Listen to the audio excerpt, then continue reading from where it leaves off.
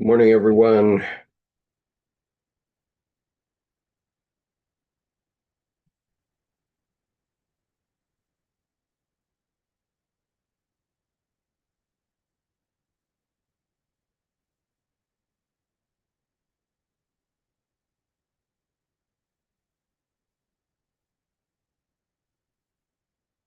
Hey, good morning. How are you doing today? Nice to see you.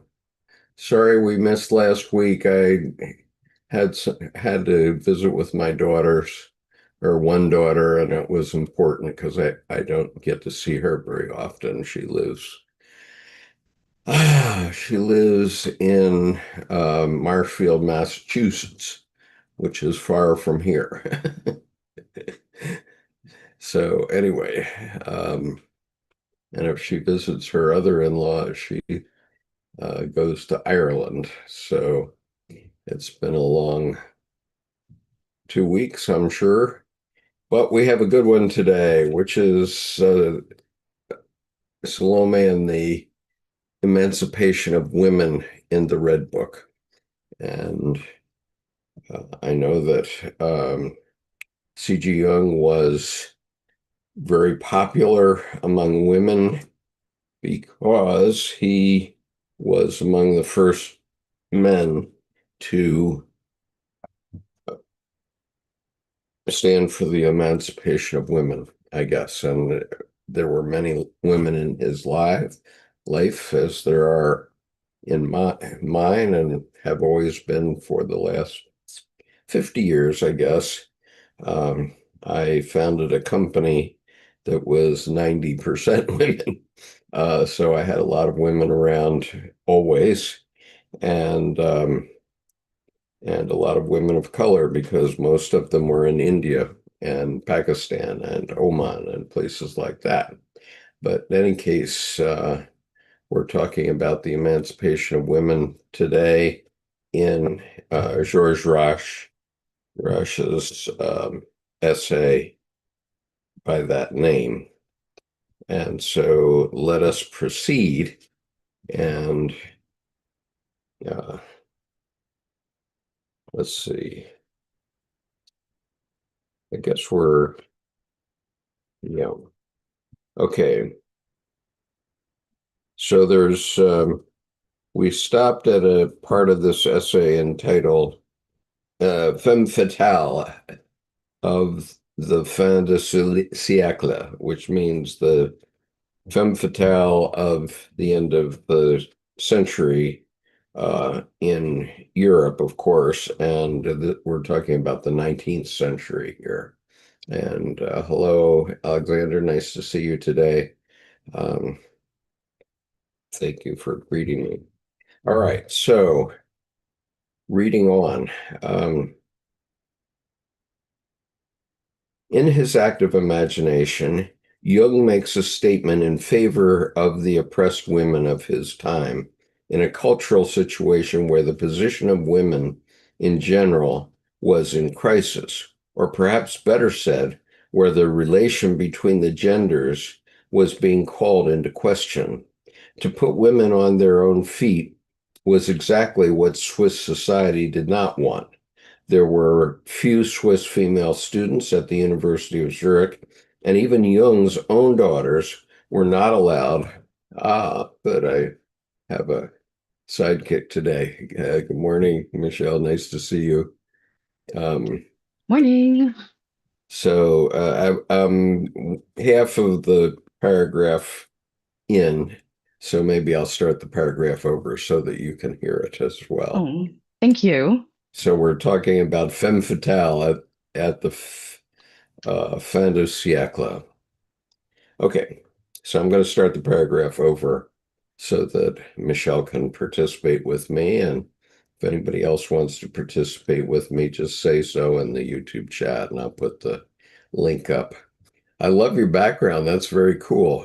Thank you. It's another Vincent van Gogh. Yes. Yes, when one of his last days at the mental asylum, this Uh-huh. was what he could see out laying on his hospital cot. Uh-huh. Uh-huh. Yeah. Interesting. Mm-hmm. Okay. So that reminds me when I'm on my deathbed, I'll have to keep my cell phone with me so I can take pictures of the last things I see. It's an interesting, I know it's a little gruesome, but Macabre, I would call it. yeah. And Well, I do have a death metal band. you have a death metal band? Well, it's my Band? husband's, but Oh, like it's mine too. okay. Yeah. So, so starting over. In his active imagination, Jung makes a statement in favor of the oppressed women of his time in a cultural situation where the position of women in general was in crisis, or perhaps better said, where the relation between the genders was being called into question. To put women on their own feet was exactly what Swiss society did not want. There were few Swiss female students at the University of Zurich, and even Jung's own daughters were not allowed to study there. Nevertheless, Jung did encourage Sabine Spielrein to study at the university and Toni Wolff and Emma to do scientific work. To understand better the role of Lou Andreas Salomé in Jung's time and the meaning of Jung's statement against the oppression of women, a picture of the time would be helpful. The cultural complex around women's roles in the last decades of the 19th century has many layers, and there are some differences in the various countries and social classes. Working class women had to work and to raise children, and in most of the rural areas of Switzerland, this was still their traditional role. In more industrialized regions and countries, the lives and status of women had changed. It was a complex development. The exploitation of workers and their families, together with the exploitation of charcoal, timber, water, and other natural resources led to ecological and social conflicts of a new kind. The exploitation of nature was linked with that of women who represented the cyclic nature in the family. Because of the modernized working processes in factories, men lost the leading position they had had in the agricultural family, and women were suffering from the dual roles of being both mothers and workers. Feminine values and needs became problematic. There was no contraception and only few possibilities for education. Early capitalism created a critical development also in the upper classes. The wives of the bourgeois had far less freedom than upper class women enjoyed in the Age of Enlightenment. Early capitalistic society, which was oriented primarily to profit and the expansion of capital, was far more repressive than we usually imagine. Sexuality was largely repressed, and a double morality concerning prostitution was widespread. Syphilis lay as a kind of curse over society, and the blame for this was projected onto the female.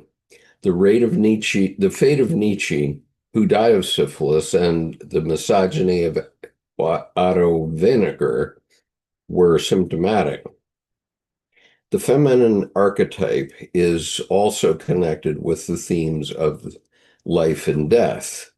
The former religious orientation lost its integrating potency, and thus it could not absorb and organize the fears and questions about death as it had done in former times.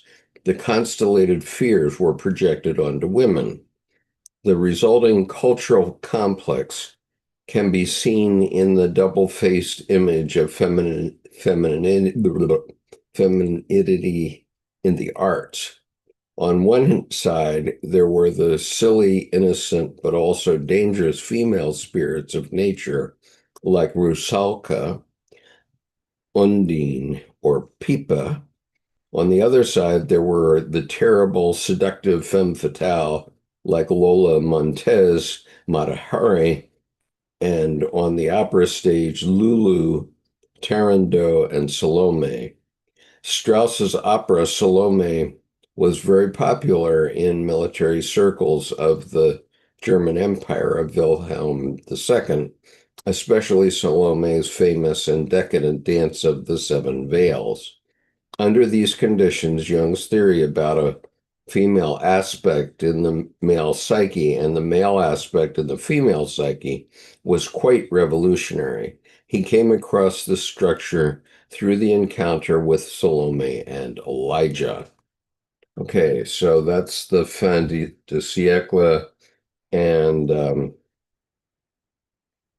we can talk about that for a moment. That's that part of this essay. So before I move on, let's chat about that. You have any thoughts, Michelle?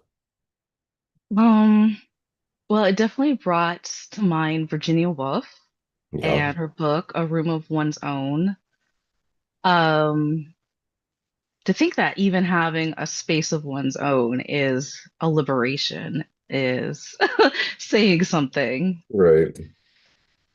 Um, and I've seen through the past playlists that in the advanced reading group, you guys did a reading of The Handless Maiden. Oh, yes. Oh, We're that going to one. do it. We're going to do it. Yeah, Uh, that one is really good. right. We have decided in our advanced reading group. So if anybody is interested in the advanced reading group, please let me know. We meet on Wednesdays at 5 p.m. Eastern Time. I realize that that's not very convenient for a lot of people in the United States who work, but it is convenient to people in Europe. And we have several participants from the UK, from Sweden, and from Brazil, so I have to cater to all the audiences. But in You're any case, worldwide. yes, oh yes, definitely. Uh, we only um, we only have a couple of people that appear from the United States, including my friend Diane Shimam from uh, Galveston, Texas. And It's just an awkward time because my friend Colleen Kibert is very often running classes of her own at 2 p.m. Pacific time and so on. And I'm teaching full time, so the only time I can do it and survive is 5 p.m. on Wednesdays. I uh, come in with my hair on fire and we talk until we get run out of steam usually. It's supposed to be over at 6:30, but last week we were over at about quarter to eight, I think. Oh, wow. Yeah. But anyway, we decided in last week's meeting that the next book that we will read after the Red Book, and we only have 2 or 3, maybe 4 weeks left of the Red Book.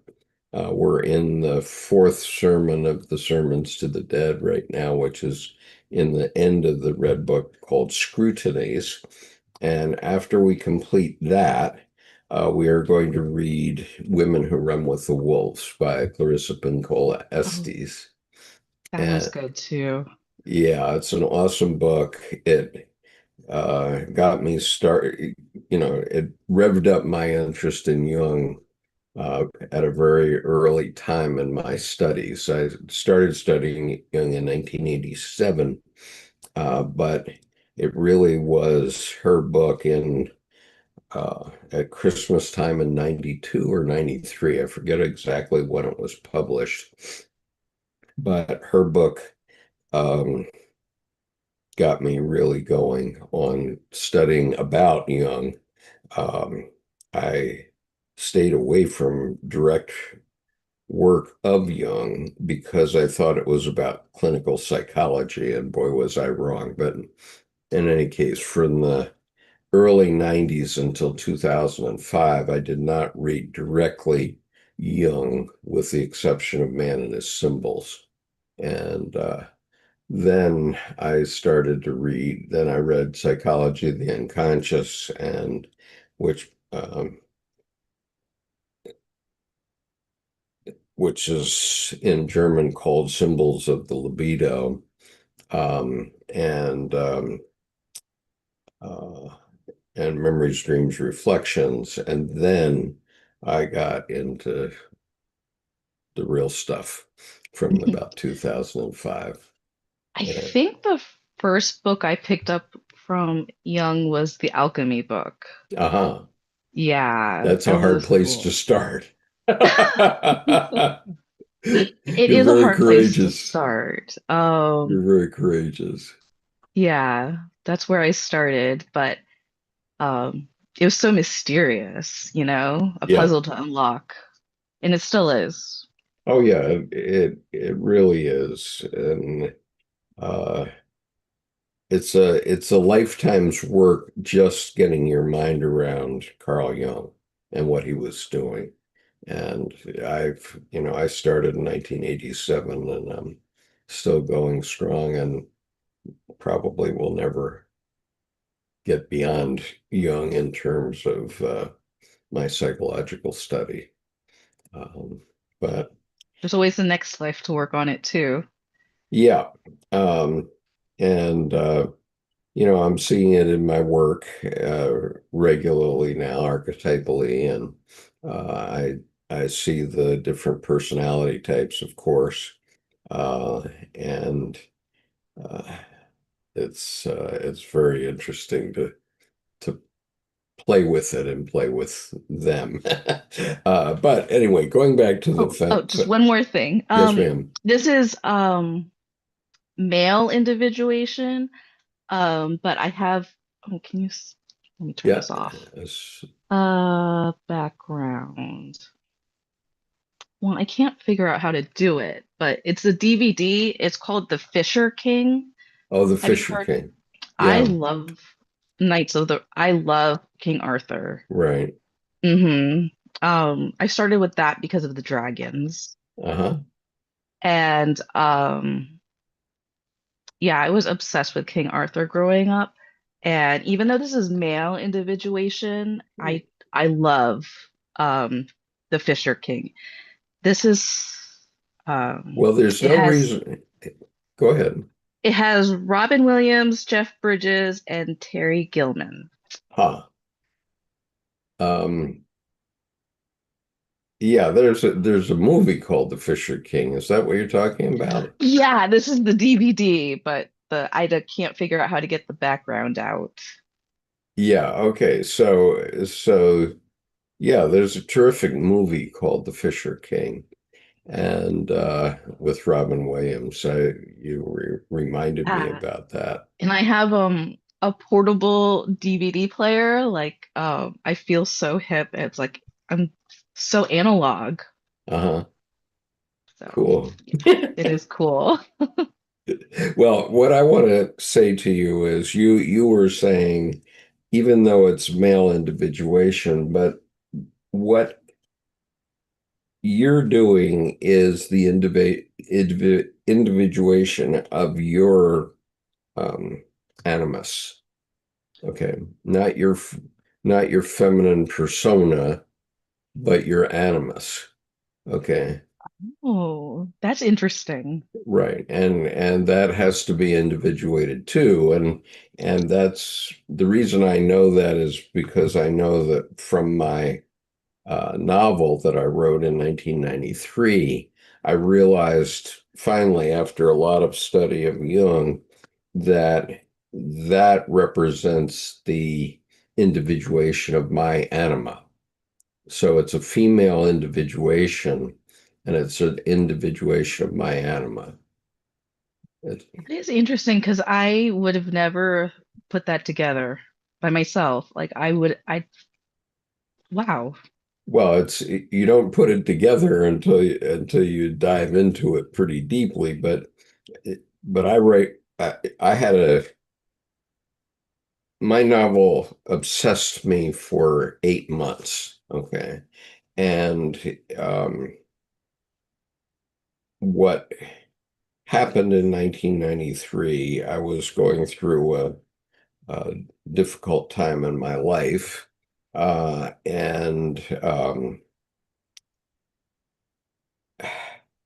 And so I did, I mean, long story, but I was very angry about Norman Schwarzkopf's War Parade.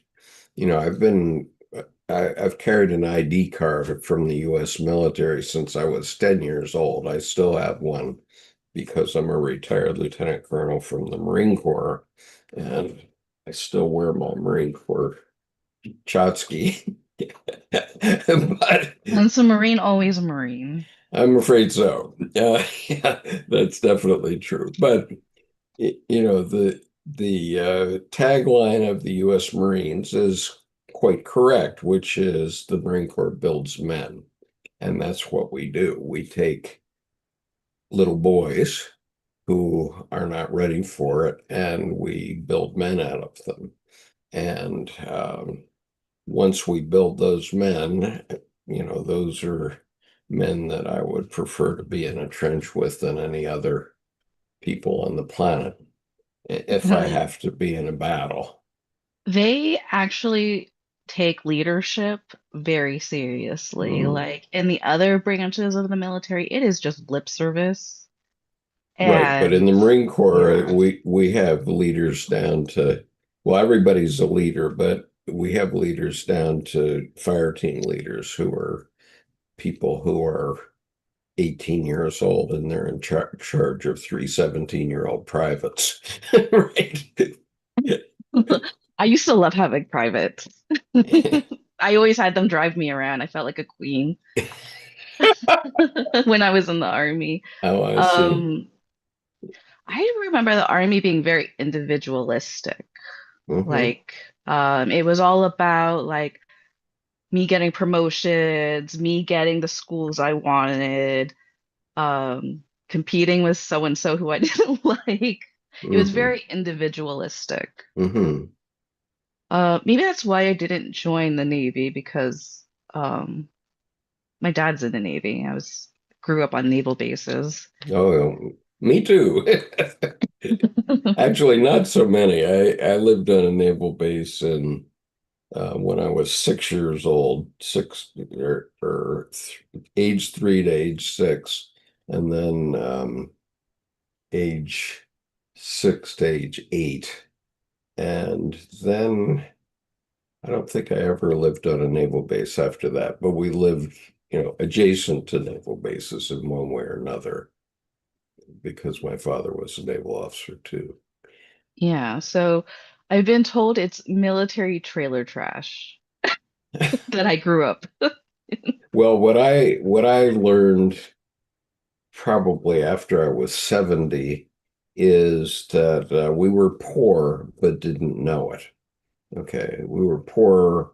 We didn't have cash to spend, but we had, you know, the clubs, the officers club, the enlisted club, or whatever, where we could The bowling go. alley. The bowling alley, the skating rink, you know, the roller skating rink. This is, and the movie theater. Movies were 10 cents, and it was really special.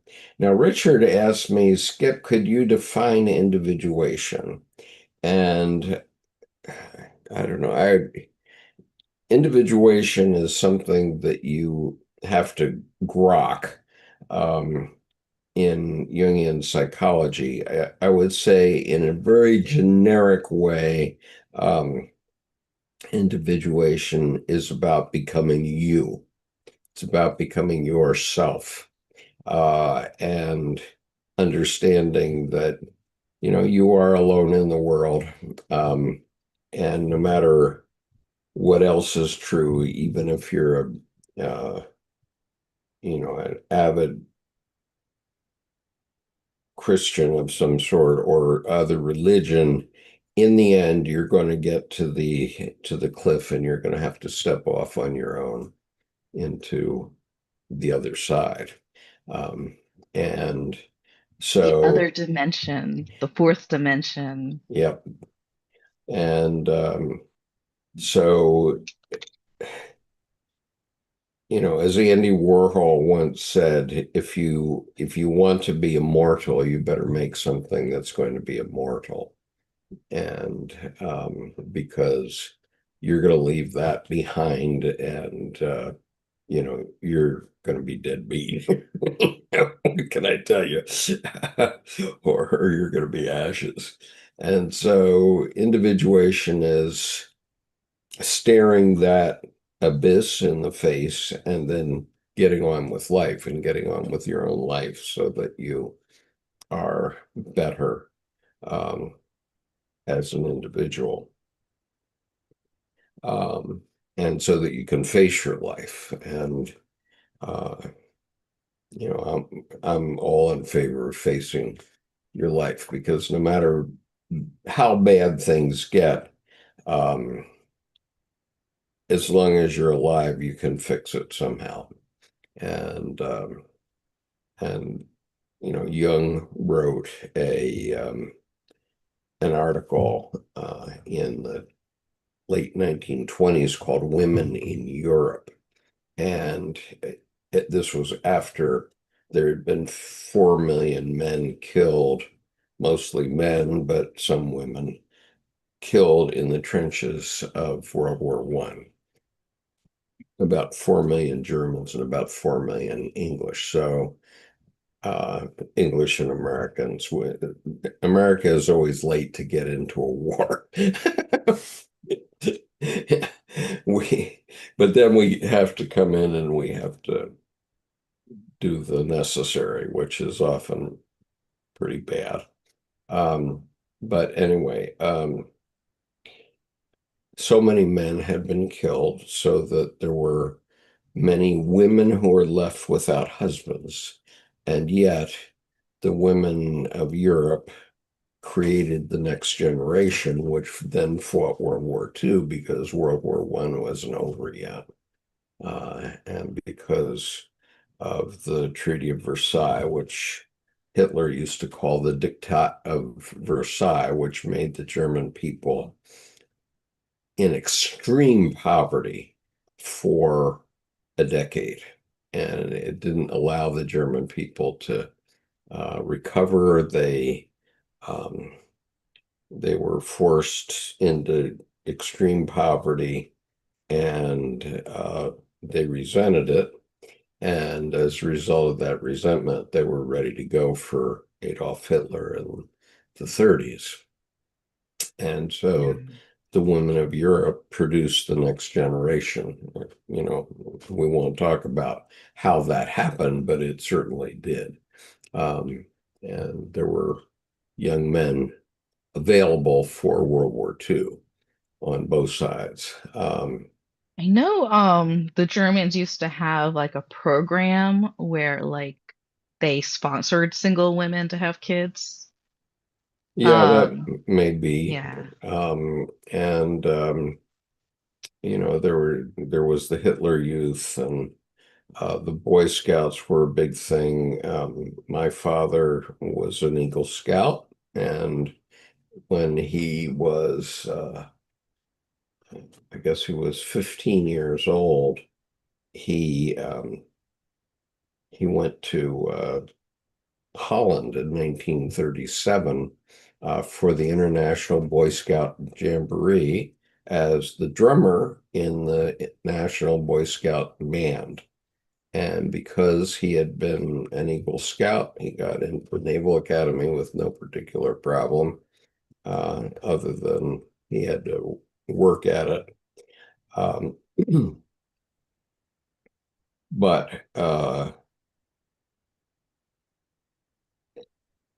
that was the type of thing that was going on then.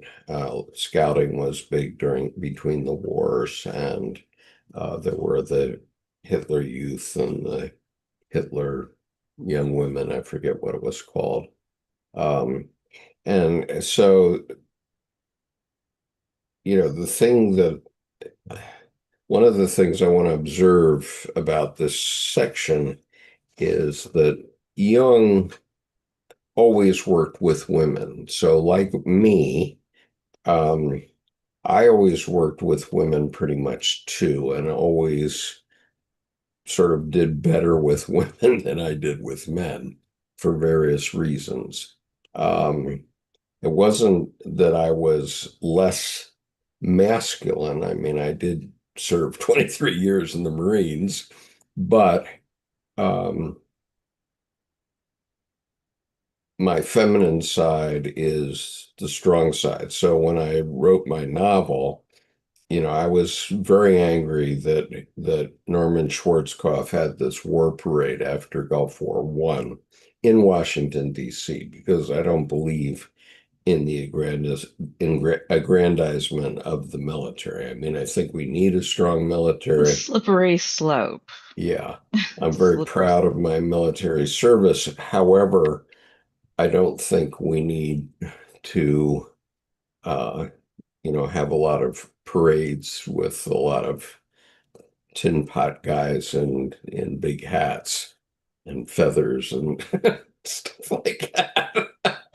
Yeah, especially if they're not MPs and like they don't have that kind of responsibility, like, and being put on stage that if you mess up, everyone sees it. Um, which is a part of being a police officer. Yeah, Yeah. yeah. And so I did my bit in the manly world, including got built as a man in the Marine Corps. But uh, I'm more effective with my masculinity if I'm interacting with women. Okay, because a lot of men don't get it. I mean, when you see what happened in the first Trump administration, it was the Marines, mostly Marines, that stopped him from doing the craziest stuff, right? And then, to a certain extent, the army guy who was, I forget the general's name, but who was the national security advisor during the first Trump administration, who was lieutenant general. I don't remember his name, but West Point trained men. He was a West Pointer, and they believe in duty, honor, country, right? Yeah, right. Uh, and so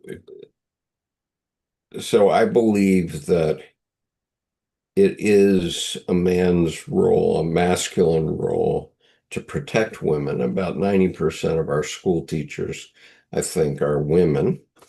That's appropriate because children growing up need mothering. Okay, they need mothers around to tell them it's going to be all right and let them suck their thumbs.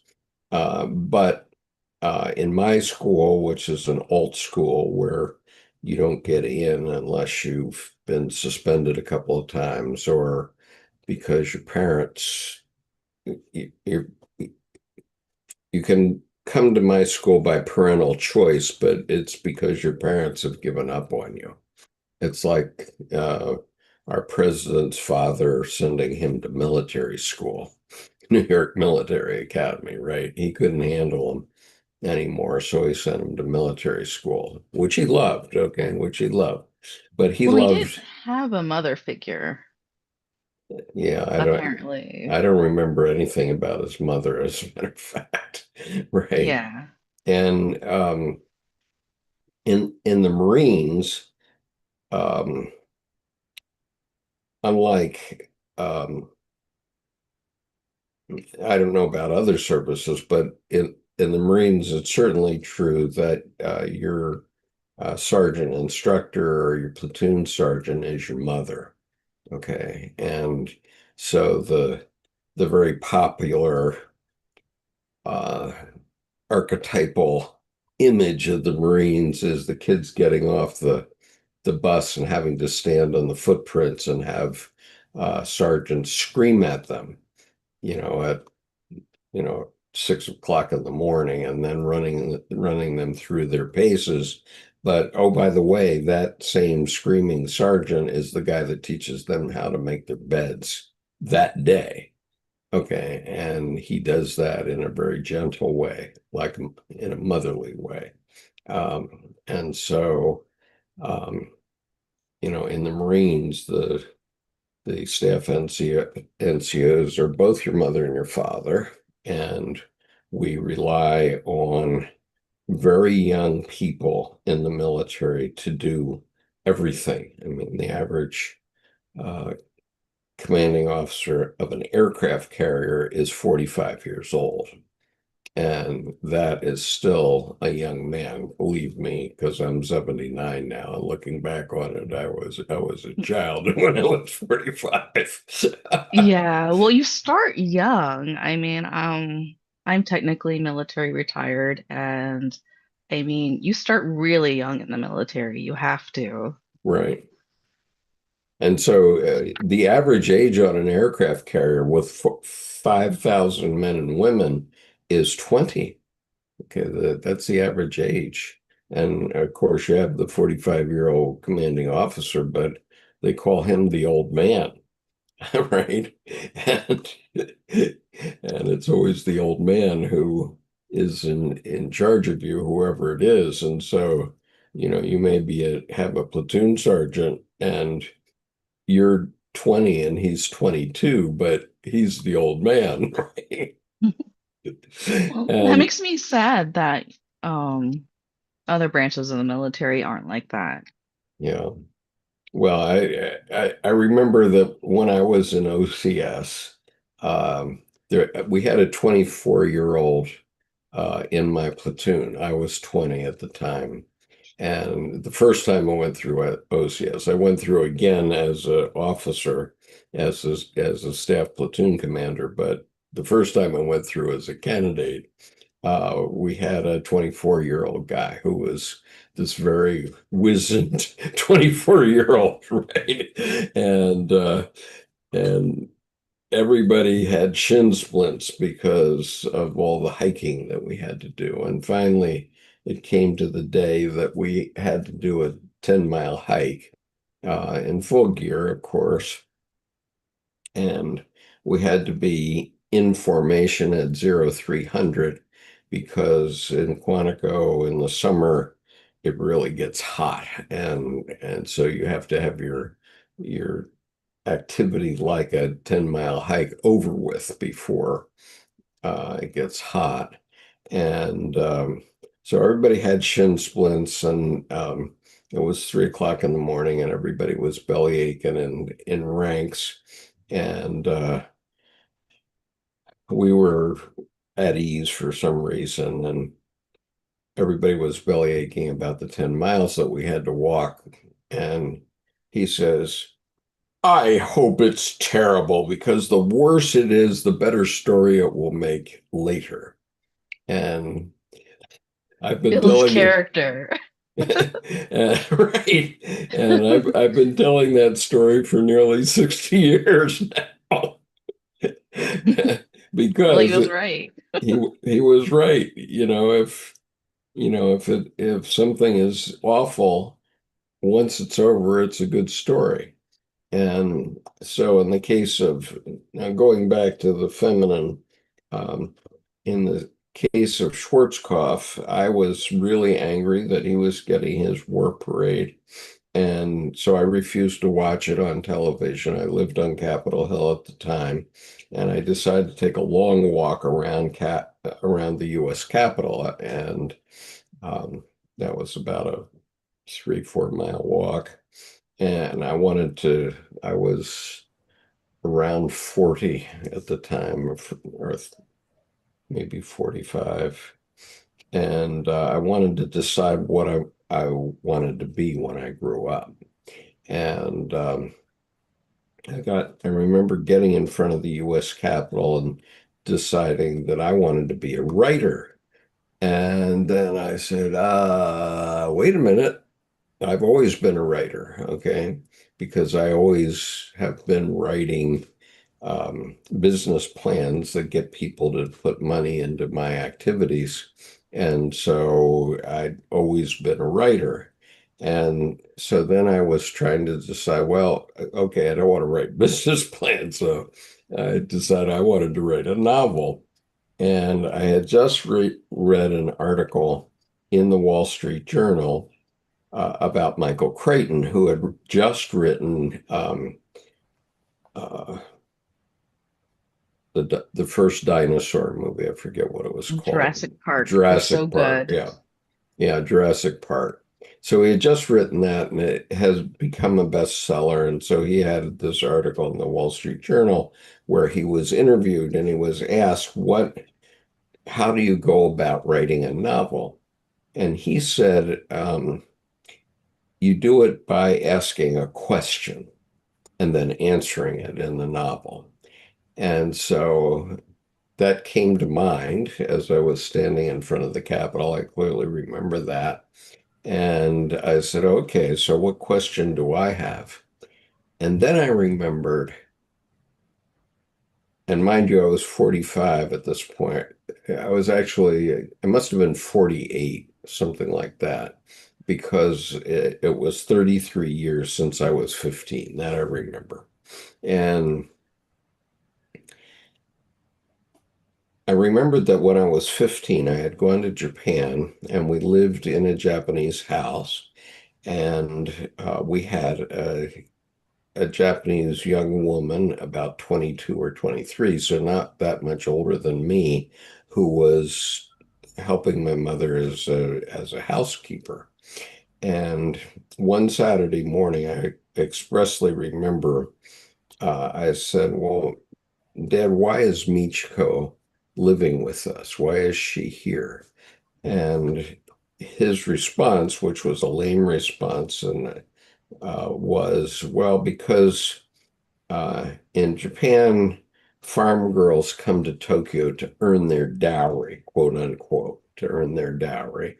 And they usually do that for 5 years, and then they go back to their farm village and marry some farm boy, right? Um, and so that's what Michiko is doing. She's earning her dowry, saving up so that she can get married. And because they're poor, obviously they were poor at the time. And so, but at age 15, I didn't understand what a dowry was. I, I didn't, I couldn't comprehend what that meant. What does, why was Michiko in our house? Michiko-san was in our house. And so I thought of this as I was walking around. I thought of Michael Crichton and Jurassic Park, and then I thought of that question that I had asked my father 33 years earlier. And that question had been banging around in my head for all that time, and including when I had gone back to Japan 16 years later as an expatriate, and I built a company in Japan for 5 years. So I spent a total of 8 years in Japan. And so I had a lot of experience with Japan by then. Um, and I sort of knew. So So I said, okay, so the question I said, well, what would a life of a woman be like who followed that path, who came to Tokyo to earn her dowry, what it would be like until after she had retired as Prime Minister of Japan, the first woman Prime Minister of Japan.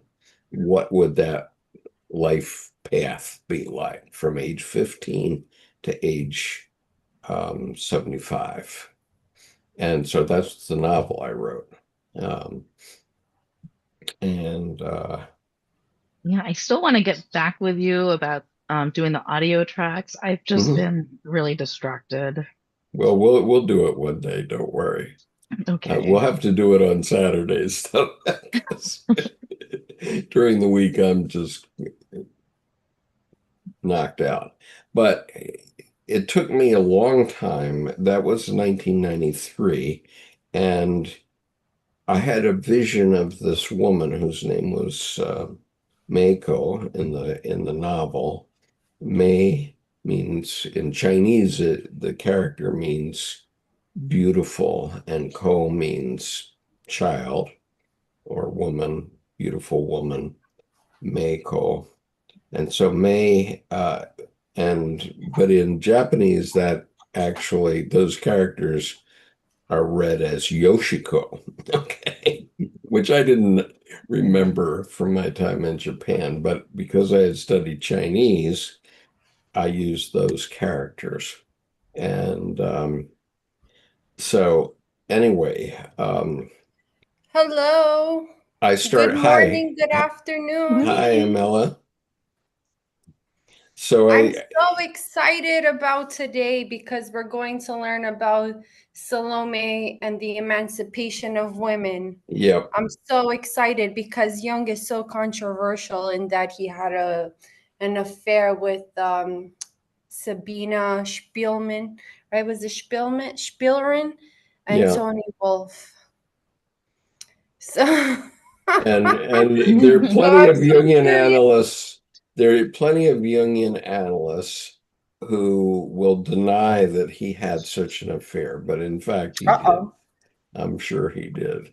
You You have know, to be And like, so. Sabine even made him write a letter to Freud admitting that he did have an affair Uh, with her. okay, that's I'm just putting the name of my novel and my pen name into the YouTube chat so that Threatened people can him.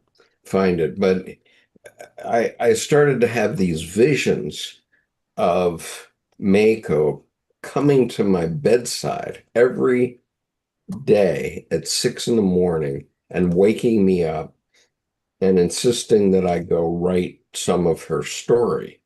And I don't I don't have any recollection of grunting out the story. I just would put my hands on the keyboard. I would turn the monitor down as low as I possibly could get it. And from 6 in the morning, and the story came through me, but it was her story. Okay. And she occupied me. She obsessed me for 8 months. I could not write her story. She would not stop until I got to the end, which was not the end of her life, but after she had retired as the first woman prime minister of Japan, of which we've had zero so far, right? In the real world. But in this imaginary world, she definitely existed. And um, and it was the individuation of my anima. Okay, that's what I recognize about it. And so when you're talking, Michelle, coming back a long way around, you were talking about how you're interested in the Fisher King, and that's because it's your animus that is individuating through that book. Okay, that's process. Okay. So that was a long story. Does it make sense to you that we can't hear you? You have to,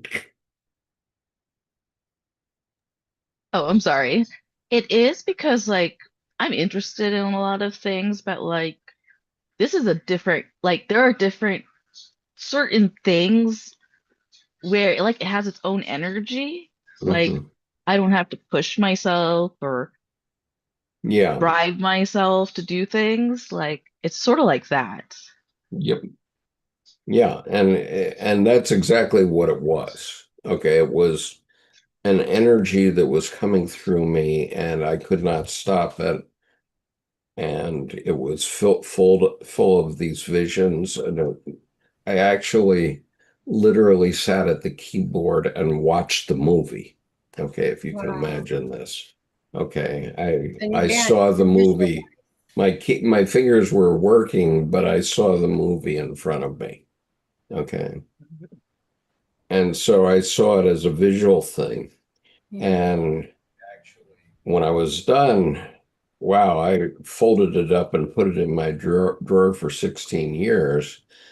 And I kept studying Jung all those years, and the Red Book was not out. And finally, in 2009, the Red Book came out, and I got it for Christmas. I got the big one for Christmas, and I read it cover to cover. I had read Estes' book, Women Who Run with the Wolves, cover to cover in 2 days. Uh, and and so I said, wow, okay, if that I because I didn't know whether I was having a mental problem because I was having these visions and I had been forced through this process in 1993. And I just didn't have any choice about it. She would wake me up every day without fail, and I had to go to the keyboard and start typing, and I'd have to write 500 with 1,000 words before she'd get off my back. And I think Jung says, like with the mother, she's the first person to incite emotional reactions. And like any woman after um, that has like mind messes with men. oh yeah, well, I mean, for my mother, the first time I recognized it was when I was 5 years old, and my mother was then 25, and she was driving from Philadelphia to Seattle to catch shipping to Kodiak with three little kids, and I Oh, the was fairy? not on a U.S. MSTS ship called the USNS Funston. It took 3 days to travel from Seattle to Kodiak. Mm. And but in order to get shipping, in order to get on the ship, she had to be physically present in Seattle.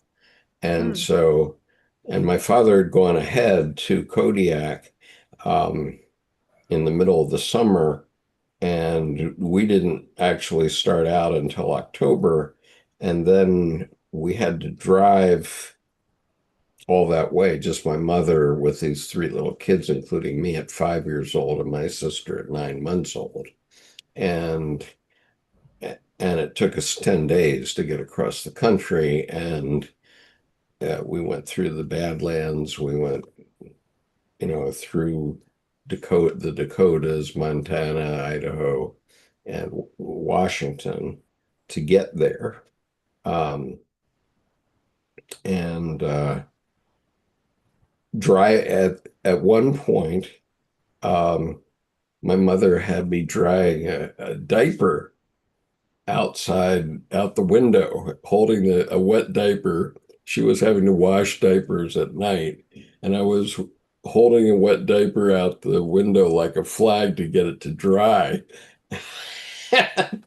And I just to be ornery, I wanted to see what would happen if I let it go. So I let it go, and of course the diaper's out the back.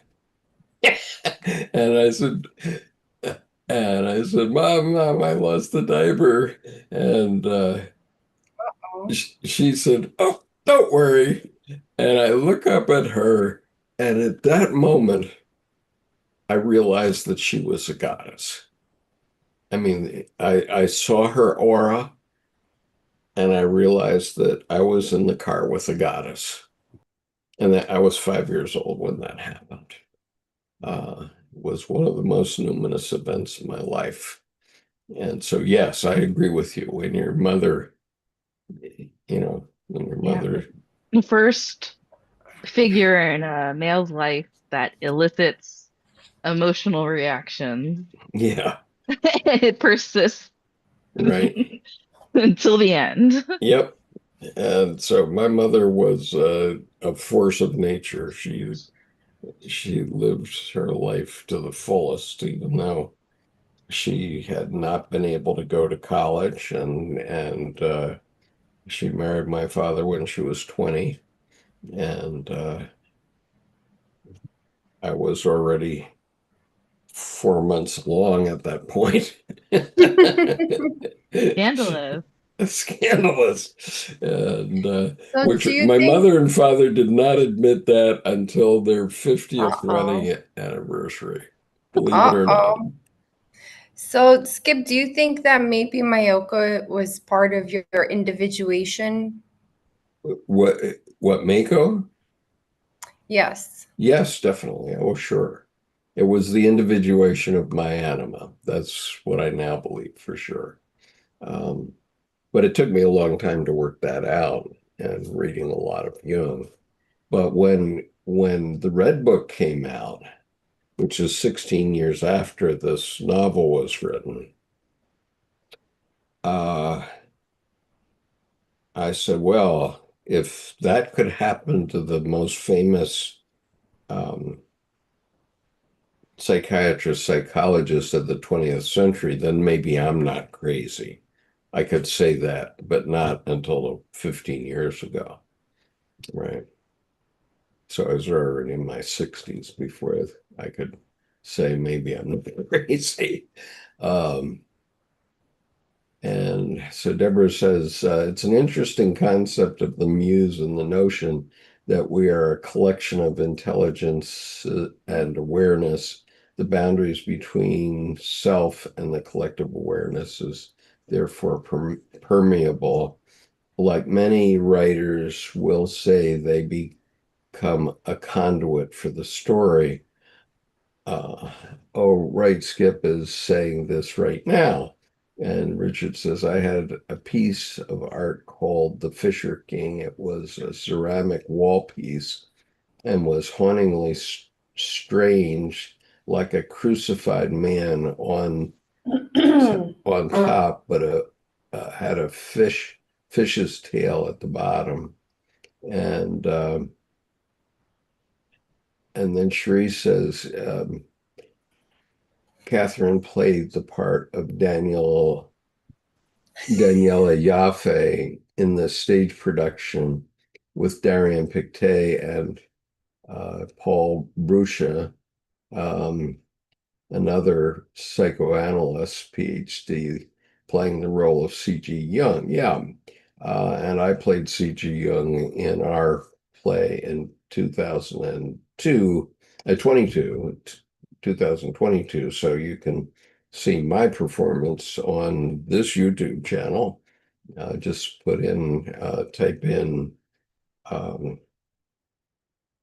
The Analyst and the Rabbi, which is the name of the play, and you will see me playing C.G. Jung in that. Um, and Deborah says, and Richard says, an excellent way to view a mother, Skip. And Deborah says, I have a clear recollection of my mother having to crank start an old Peugeot, which was pre-war, and my brother, who was 3 to 4, had to press the accelerator down when she called. And Richard, my mom died when I was 6. Pretty much grew up with no motherly figure in my life besides Mary, the mother of Jesus. Fair enough. And that's a fine mother to have, Richard. And Deborah says, if the engine block kicked back, the crank lever could have broken her arm, so she had to be ready to jump back. I was about 2 years old. It was a collective effort of basically babies. She was pregnant. And Cherie says, I heard them both speak, and I will buy her book. Beautifully crafted, and it has 295 pages, 300 footnotes. Sonusham Dasani gave her some of his notes. I'm assuming, Cherie, that you mean Clarissa Pinkola Estes. She had plenty of notes of her own. But yeah, Shamdasani may have collaborated with her at some time. I think Clarissa might be a little bit older than Sona, but I'm not sure. Okay, I'm gonna go on with this reading now because I want to get through it today, and so there's a lot more here. So gotta get cracking. So the next title. So anyway, going back, the woman, the female in the Red Book is Salome in the pair of Salome and Elijah. And then One Who Fears to Be Loved is the next title. In his visions, Jung fears the love of Salome. Quote, a thinker should fear Salome since she wants his head, especially if he is a holy man. A thinker cannot be a holy person, otherwise he loses his head. It does not help to hide oneself in thought. There the solidification overtakes you. You must turn back to the motherly forethought to obtain renewal. But forethought leads to Salome. A bit later, he writes, quote, it is no small matter to acknowledge one's yearning, but who should live your life if you do not live it, unquote. Later still, when Elijah offers him his daughter as a wife and lover, he declines. He remembers the strange and painful scene of his crucifixion and the suffocating embrace of the snake. Quote, but being entangled with love, simply thinking about it is dreadful. Salome, do you really demand that I be and not be at the same time? That is impossible. What's wrong with you? I lack the strength to hoist another fate onto my shoulders. I have enough to carry. Salome, but what if I help you bear this load? I, how can you? You'd have to carry me, an untamed burden. Shouldn't I have to carry it myself? Elijah, you speak the truth. May each one carry his load. He who wants to burden others with his baggage is their slave. It is not too difficult for anyone to lug themselves. Salome, but Father, couldn't I help him bear part of his burden? Elijah, then he'd be your slave. Salome, or my master and ruler. That I should not be. You should be free being. I can bear neither slaves nor masters. I long for men. Salome, am I not a human being? Be your own master and your own slave. Do not belong to me, but to yourself. Do not bear my burden, but your own. Thus you leave me my human freedom, a thing that's worth more to me than the right of ownership over another person. End quote. In this scene, Jung speaks as an enlightened modern man. Behind his attitude, however, is fear. He seems to fear to be loved, to be enslaved, as he says, and therefore he rejects love. To illustrate this complex, we might look at Rilke's novel, quote, The Notebooks of Malta Lourdes Briguet, which he sent to Lou Andreas Salome in 1910. The novel is about a young man who cannot stand to be loved. He even feared the love of his family pet dog.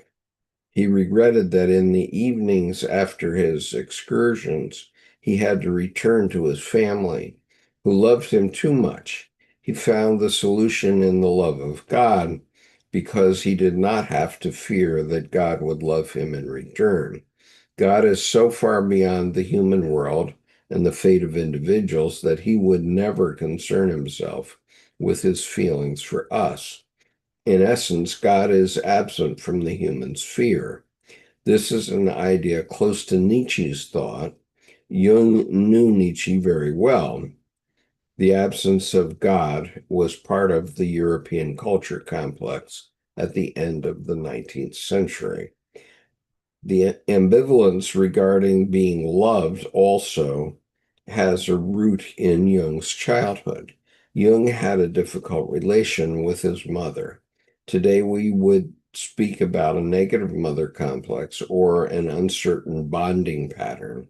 This dates back to his third year when his mother had to spend some months in a psychiatric hospital.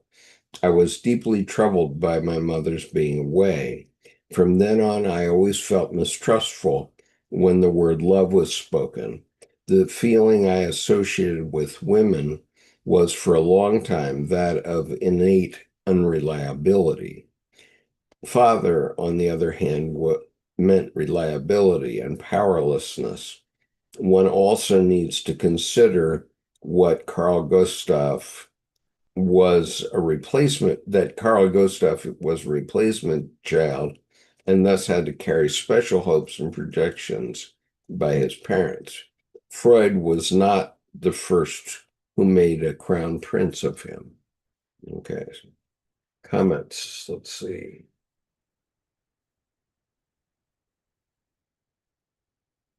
So Deborah says, we were quite isolated in the Australian bush, no phone, no electricity, etc.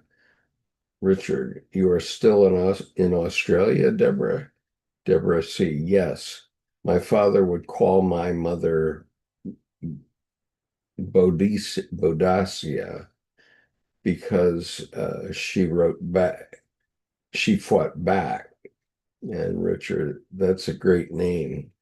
And Shuri, new play by then will be Twilight Catherine will be joining the Psychological Society of Basel on February 28th to March 1st in honor of Jung's 150th birthday. Very interesting.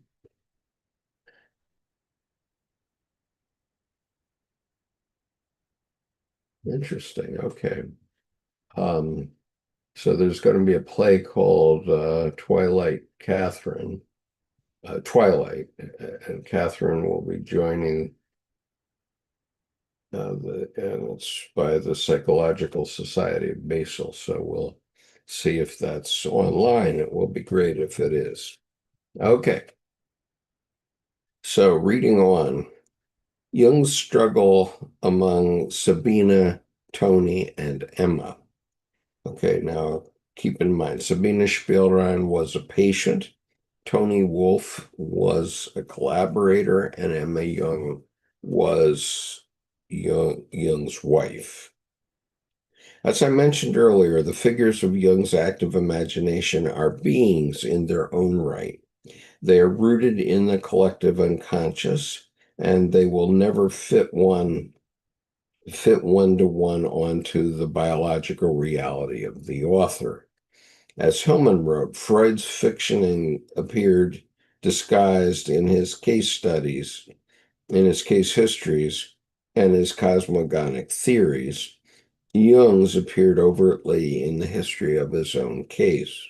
Freud entered literary imagination by writing about other people, Jung by envisioning himself as other people.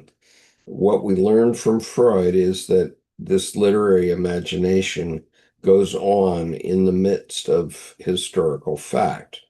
What we learn from Jung is that this literary imagination goes on in the midst of ourselves. Poetic, dramatic fictions are what actually populate our psychic life. Our life in soul is a life in imagination. Since Jung called active imagination the indispensable second part of any analysis that is really meant to go to the roots, this might authorize us to try some interpretations on the biographical level. Okay, before I get into that, I just want to say that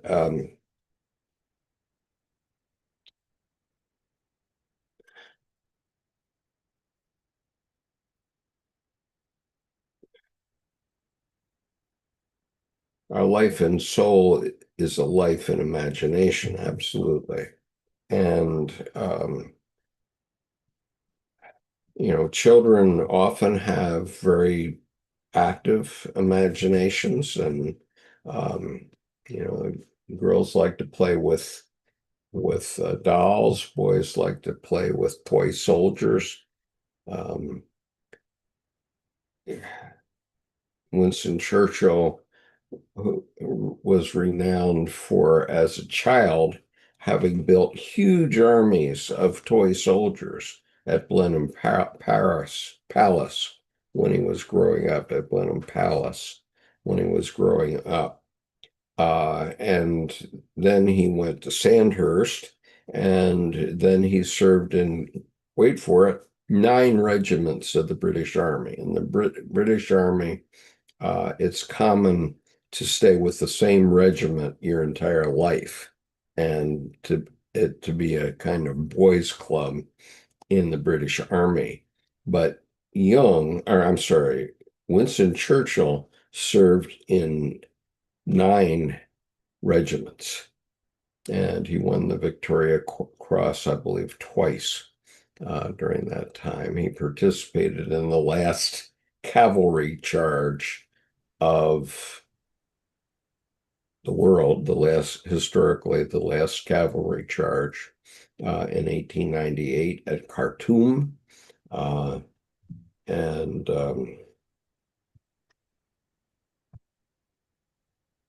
He also meditated every day for he 20 sure, minutes. He called it the foxhole in your mind. interesting. Yes. He also was a heavy drinker and Oh, I can a go heavy along with that. smoker, and he lived to be 95. Yeah, so Lucky him. he was an amazing guy. Um, Didn't care that he was smoking in places that he wasn't supposed to be smoking, and his comrades or his colleagues, they all complained, and they so badly wanted to take him down, but he was so determined, and he kept smoking everywhere. He's just smoking yeah, cigars. And he had a very strong wife. he did. Yeah. He And did. and he communicated with her by leaving her notes everywhere in the house. Uh, Oh. when he was it was before. Nowadays, Debbie leaves me notes constantly on text messaging. But in those days there was no text messaging, so he would write little notes and hide them um, in her He also sponsored Josephine Baker. drawers. Pardon? Oh, He really? sponsored Wow. what?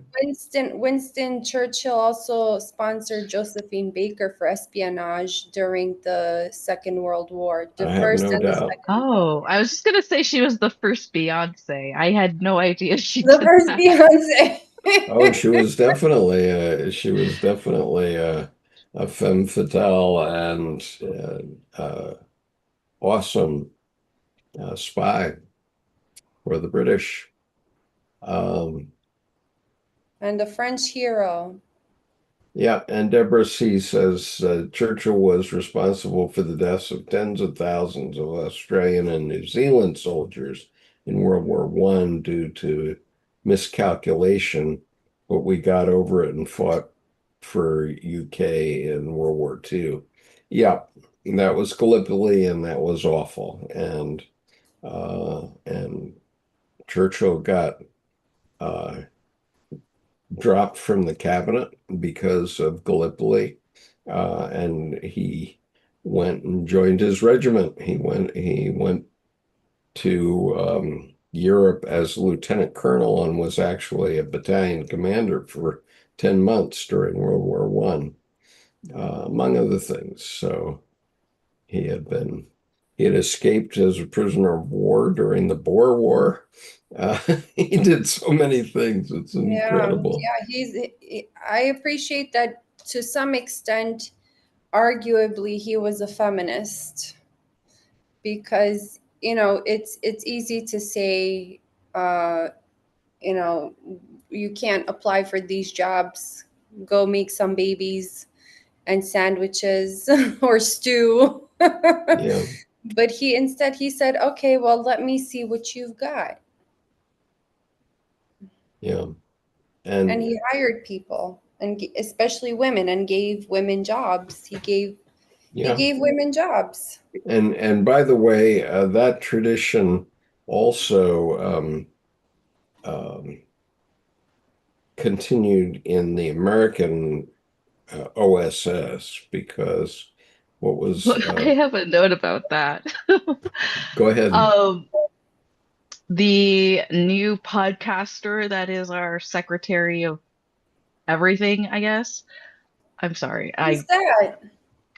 One of The Pete Donald Trump's? Hegseth, he is Oh, apparently in the Pentagon or the CIA. oh They yeah, are he's letting everything. Yeah, go everyone that isn't a cis, middle-aged white man.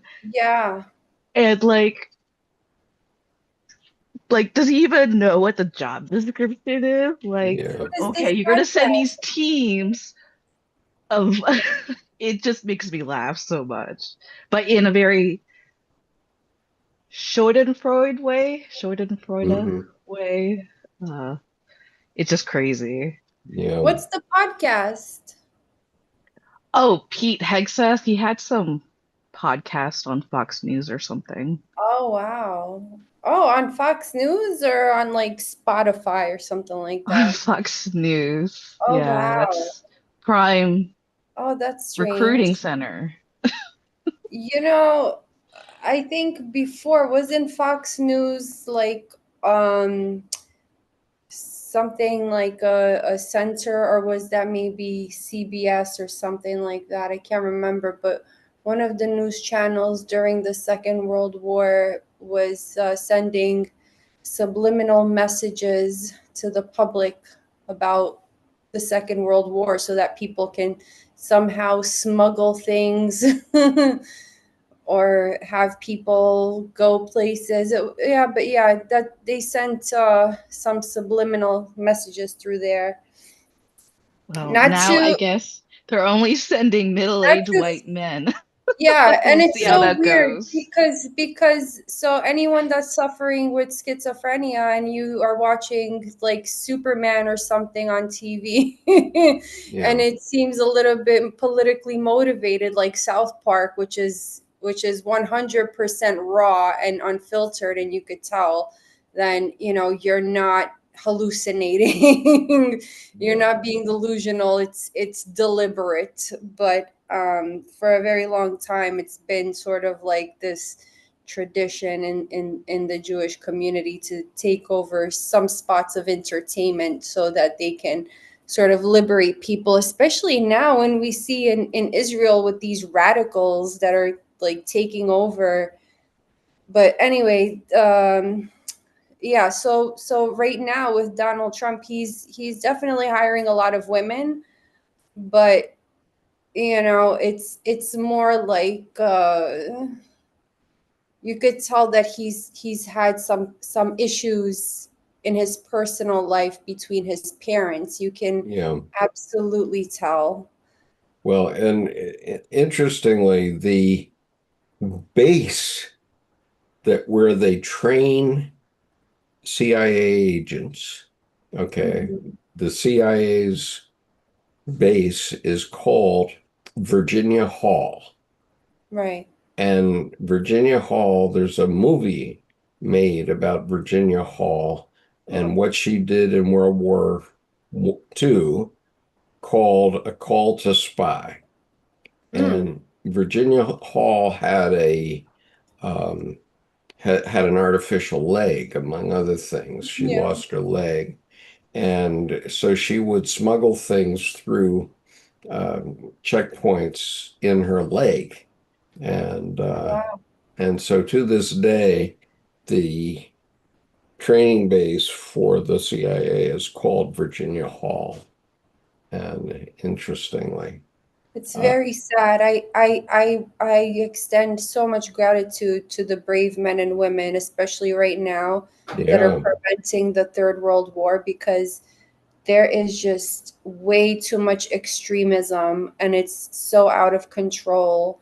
I think one of the Saudi one of the members of the Saudi family, or was it the Qatar family, Qatar royal family, they said something like, at first we thought ISIL and ISIS, they were just, and Hamas, they were just, militia people, gangs going around the street causing problems, and then now look at them.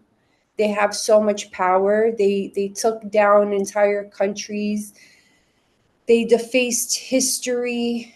Like in Syria, they defaced all of Damascus, and you can't bring that back.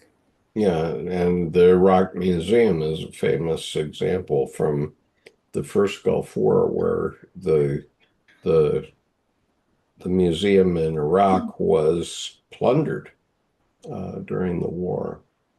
Uh, Someone asked me in Austria. Someone asked me when I was in Austria a couple of weeks ago, "Oh, are you glad to have Trump, or did you want Joe Biden to win?" And I said to him, I don't know, because he kept saying so many terrible things about Joe Biden, that he's too old, he doesn't know where he is. And I said, "Well, did you know that Joe Biden, this is his second wife and his second son?" And he said, "What do you mean?" And I said, "Well, he had a first wife and he had a son before, when he was a senator.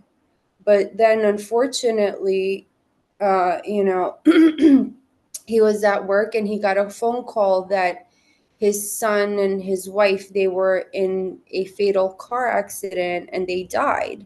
yeah, And he said, "Oh, wow, I did not know that." And I said, "Yeah, and he's also a very devout Catholic man, and nothing scandalous about him. I think maybe he probably would have been an exceptional president if he had his cards right."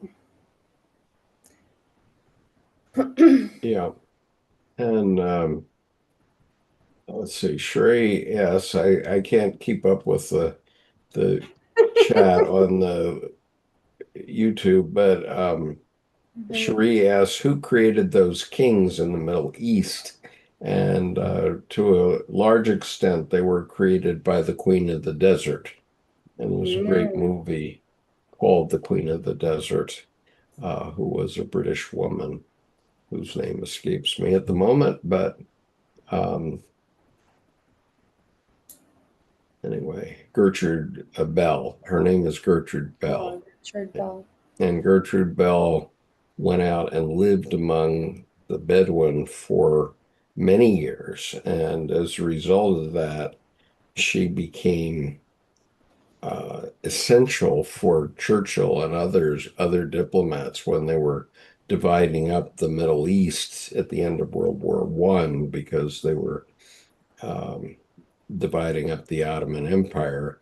Um, she became essential for determining where the boundaries should be for the various countries of what we call the Middle East. Mm. Um, and so Gertrude Bell is her name, and she ultimately died at age 55 in Baghdad from suicide. She committed Oh my suicide. goodness. Yeah. God rest her soul. Yeah. So anyway, she lost the men in her life, Mm. and you have to see the movie, The Queen of the Desert. But Mm. her first love in Tehran was a British diplomat who committed suicide, and then her second love was a British uh, British charge d'affaires who became a soldier and died at Gallipoli as uh, Catherine or Deborah was talking about Gallipoli. Well, it was Gertrude Stein's love who also died at Gallipoli. Okay, so now we're going to read about the three women. I will try to get, I'm not going to get it through it all because it's too many pages, but I'll get through some of it. So the first is Sabine Spielrein. Jung married Emma Raschenbach in 1903. Now, I do want to mention, we mentioned earlier about syphilis, and Emma Rauschenbach was the daughter of the wealthiest man in Switzerland at the time, who had founded the IWC watch company, which still exists. And and so Emma was his daughter, and because Emma's mother needed Emma's mother had taken care of Jung when he was a baby. And so when he grew up as a doctor, she called on him to be the discreet person that dealt with his her husband's illness, um, and so Jung met Emma when she was 14, and he had come to the house as a doctor. And when he saw her the first time, he said, "That's the woman I'm going to marry." So, and anyway, there's a great movie about all this in called A Dangerous Method. I highly recommend this, which is Jung before 2007 or 1907. Um, so Jung married Emma Raschenbach in 1903. Intimate relations with women were a problem for him. As he writes in Memories, Dreams, Reflections, his mother's behavior and psychic states sometimes were quite troubling, and as a result, he had a basic problem with love and female unreliability. Much has been written about Jung's relationships with female patients, and here only a few short references are possible. When Sabine Spielrein came to the Bergholzli Clinic in Zurich in August 1904, the word association experiment was used for diagnosing patients. Jung found a chastisement complex in Sabine's disturbed mind. This complex was strong and behaved autonomously, and Jung had to track her sadomasochistic impulses. Jung used the associations in his therapeutic interventions. He wrote about this method as follows, quote, "The psychic beings, sonder Existenzen, will be shattered if they will be pulled by an effort of will to daylight. Today, one must concede that in 1904, the founders were still in the pioneering years of psychoanalytic treatment, and the psychiatric methods of those times were not well developed by later standards. It was not an analytic therapy in the modern sense. The dynamics of transference and countertransference were not well known or reflected upon. The close interaction between doctor and patient could become an unconscious trap. Both Jung and Spielrein suffered from a non-protected childhood and adolescence, and they met each other with a great need for love," writes Spielrein's biographer, Rache. And we might add, also with great ambivalence and without an objective perspective on the situation. It is understandable that Spielrein fell in love with her doctor. Already after just 10 months in the clinic in June 1905, she was healed and could leave the hospital. She studied medicine at the University of Zurich as Jung proposed to her and heard his lectures there. The therapy was over, but both kept the flame burning in 1908 kept the flame burning. In 1908 and '09, Jung obviously made a new step towards Spielrein, and it took some years for both to escape from the collusive interaction. In 1910, Spielrein wrote to Freud about her suffering and ambivalence. Jung had to learn his lesson. In March 1909, he wrote to Freud about his polygamous components. He addressed Freud as his analyst and supervisor. The therapy relationship with Spielrein had ended years ago, and now it was more of an extramarital love affair. Jung's wife, Emma, had by now already borne three children. It is important to recognize that neither Spielrein nor Jung ever said explicitly that they had a sexual relationship. This rumor was brought forward again in 1980 by Aldo Caratenuto, who published the then newly discovered correspondence between Jung and Spielrein. Zvi Lothane, however, who discovered some additional letters and diaries of Spielrein's, contended that Caratenuto's early suspicion was not substantiated by the documents. Unfortunately, the rumor led to books and movies that have damaged Jung's and Freud's posthumous reputations. It looks as if in active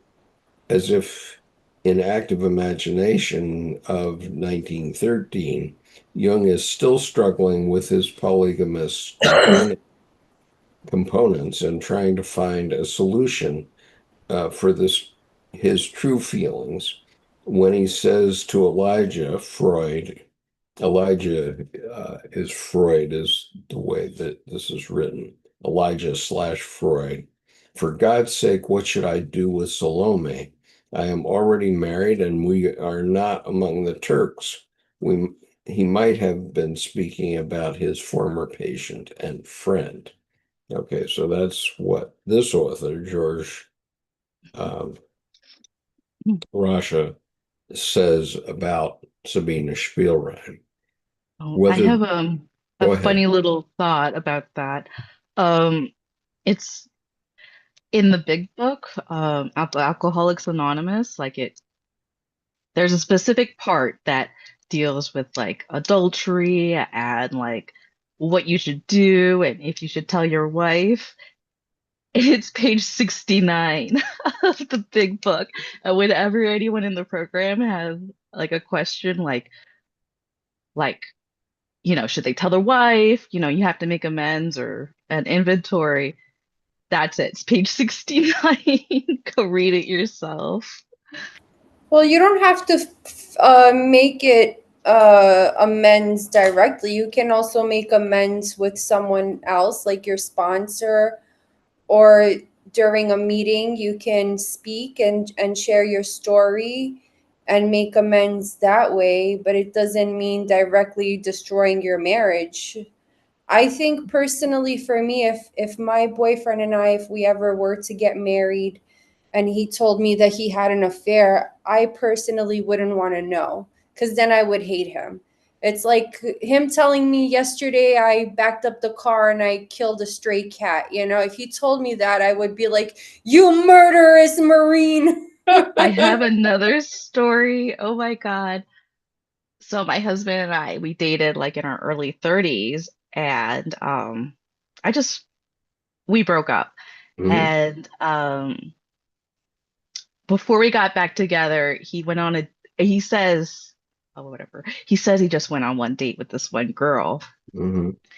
And we watch Hell's Kitchen with Gordon Ramsay.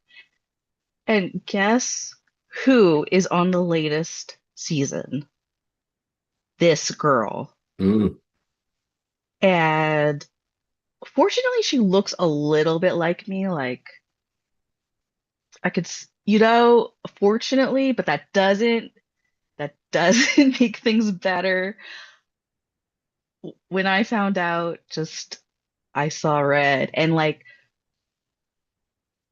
we kind of he watched the season and I pretended to not watch it and ignore it. I was mad the whole time until she got eliminated. Well, um, it is archetypal for women to get angry at spousal infidelity, since it's the man's job to protect her, especially during pregnancy and early child rearing, and make sure she's fed. I mean, we have to defend uh, the women. That's in our DNA from millions of years ago, I suppose, that the male is always protecting the female because he's protecting his progeny and so on. And Yeah. so He it's, said the only reason he told me was he didn't want to get murdered in his sleep when I found out on my own. well, that's fair enough. And he was probably wise, but um, I think it's an individual decision whether to discuss infidelity with your significant other, because obviously women are also unfaithful. Uh, and Oh yeah. and the It's a question, two-way street. yeah, and so the question is, are you committed to this person or not if you're married to them? Uh, and uh, and some people, um,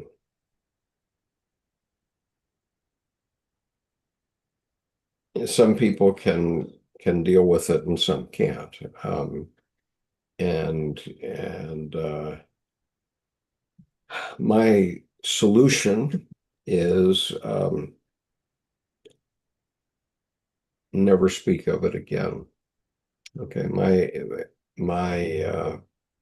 my solution to all spousal arguments is, once it's over, you have to never speak of it again. And I learned this. Unfortunately, I'm 99% intuitive scale, so uh, I had to understand this in terms of all arguments. And my first marriage failed because every time my first wife and I had any argument on any topic whatsoever, every time it happened, she would go back and recount every other time that we had had an argument. Okay, she would just start at the beginning, and you did this, and you did this, and you did this, and you did this, even though those things were finally 17 years in the past before I left. And the way I describe it is, it's like drip, drip, drip on porcelain. Eventually you wear through the porcelain. And, eventually, Yeah. every time we had a disagreement on any topic whatsoever, she would go back and recount all the previous disagreements. And so the best way to have a successful marriage is never speak of it again. You have to have a pact that once, whatever the argument is about, and it can be from who's going to wash the dishes tonight to infidelity, that whole range of issues, whatever the issue is, once it's over, it has to be over. You never speak of it again. It's done. Yeah, Yeah. that's exactly what I did. When I found out, I left the room and I pretended that I didn't notice that he was watching the television show. Yeah. But I mean, it was in the past. Yeah, whatever you have to do, you have to do. And because the relationship cannot stand reruns of previous arguments. That's my experience. That if there's been an argument that's been going on for 17 years, in my case, um, it doesn't matter how small it is, eventually it wears through, and then there's nothing you can do. And so the best thing to do is in a marriage, you have to have a pact with your spouse that every time, whatever you've argued about, that's over and you will never speak of it again. It's like the way Jungians say to deal with neurosis. Okay, because neuroses um, are not curable. Okay, they're not curable. Okay, neuroses are not curable. Better write Uh, that down. yeah, neuroses cannot be cured, but you can put a fence around them and never go there again. So Oh, when the neurosis is triggered for whatever reason, you have to uh, you have to draw a fence around it. If you're having to live in a corral with a spouse or with a neurosis, either way, you have to make a smaller corral, put a fence around it, and never go there. When you see it coming, when you see you have to say, "Oh yeah, that I'm neurotic about that," or you see yourself triggered. You have to not go there. Okay, it's yes. You can basically be happy or you could be right. yeah. That's a good way to think of it. You can be happy or you can be right. And And Deborah says people are living for way longer than before. It's asking a lot for people to stay with the same person for 50 to 70 odd years. Um, if they're not growing, you have to be married to the right person. Uh, and Shuri says, is there a way one can move beyond the culture one has been brought up in? uh, what creates these divisions of beliefs that causes such division, be it religious, in relationship, anger, and jealousy. And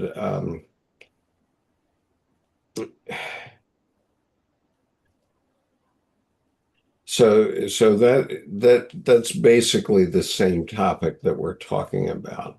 Uh, you may have been taught by your mother or your father that certain things can't be tolerated and never can be tolerated, and you have to create your own culture. That's what individuation is. This is the individuation now, um, which is that you have to make your own culture, you have to make your own life. And if you don't do that, if you don't individuate and forgive and forget, then you're not going to have a happy, successful life. And, Debbie and I have now been together for um, 40 years. And at New Year's Day, or the 2nd of January of 2026, will be 40 years since Debbie and I have been together. And we always follow this rule. We never speak of it again. And I'm sure it's what was the trigger point, the problem with my first marriage. Um,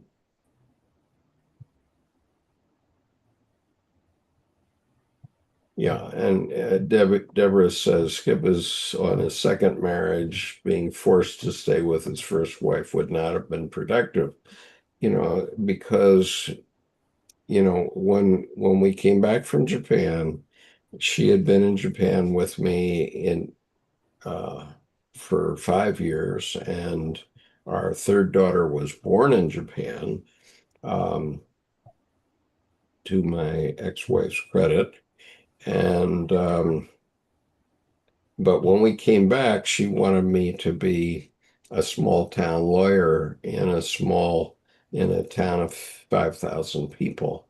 And she hadn't gotten the memo that I had an international career that I was pursuing, and it was going to continue as such. I was never going to be a small town lawyer, never ever. And so she kept picking at me, trying to get me to change, and I was not going to be bullied in that way into becoming a small town lawyer. And so there were a lot of arguments in the end. Um,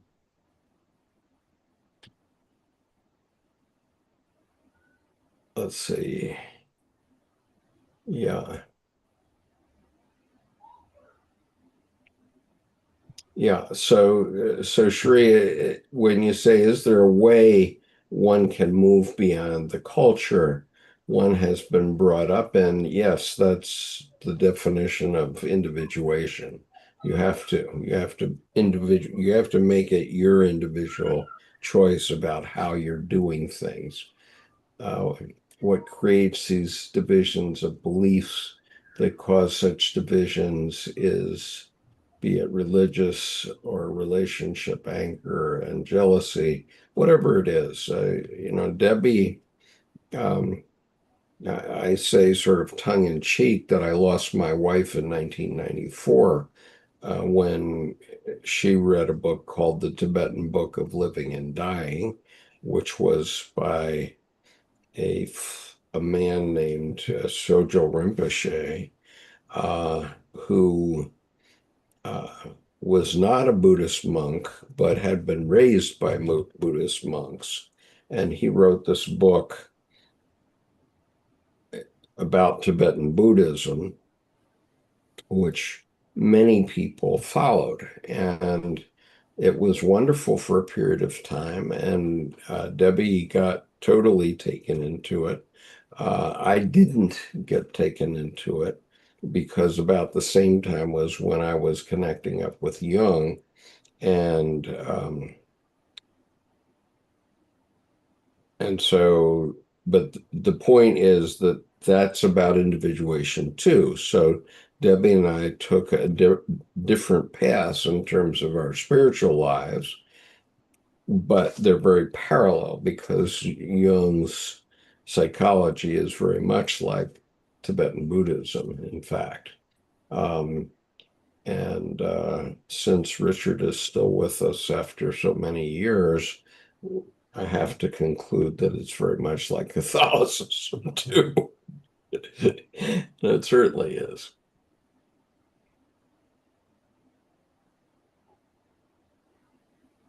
And what I would say is that all religions accomplish the same thing for you, and any path is the right path. Okay, for you, if it's your path, then follow it. It's not a question of belief. It's a question of knowing. If you have to believe, then you're following what somebody else wants. The question is, what do you want? What's your spiritual path? Because at the end, and you can look on this YouTube channel for The Vanishing Path, which is my wife's interview on this point that we have done on this YouTube channel. In the end, everybody gets to the end of the path.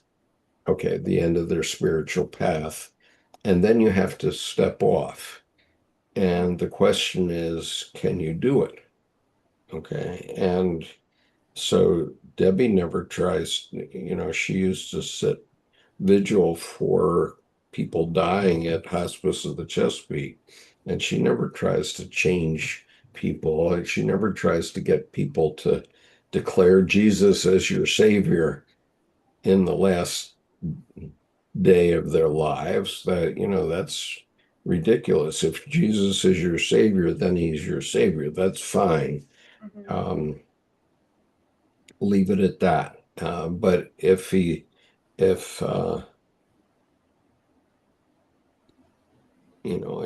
if the prophet offers peace be upon him, if the prophet peace be upon him shows you the way, follow his way. That's it. There's nothing else to say about it. And as part of your individuation, if you look at somebody else's way and it resonates with you, if it sounds true, there is a catalog called the Sounds True catalog. If it sounds true to you, follow that path.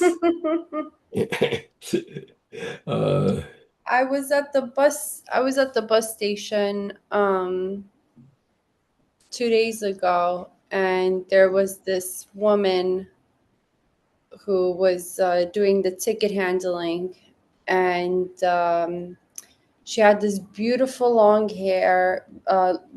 black hair, and very, very pale skin. And she had these piercings all along her ears, on both sides of her ears. And these two teenagers were in front of me, young adults actually. And one of them was wearing a Van Halen shirt, and it was very grotesque. And the other one was wearing another shirt from some band that I've never heard of. There's so many screamo heavy metal bands. And there was a crucifix, two crucifix in the back that were upside down. And she said, "God be with me." "God forgive me." And she and her colleagues, they weren't shy of speaking very, very, very poorly about those customers. And so I don't like that kind of energy. So I just waited for them to finish that conversation.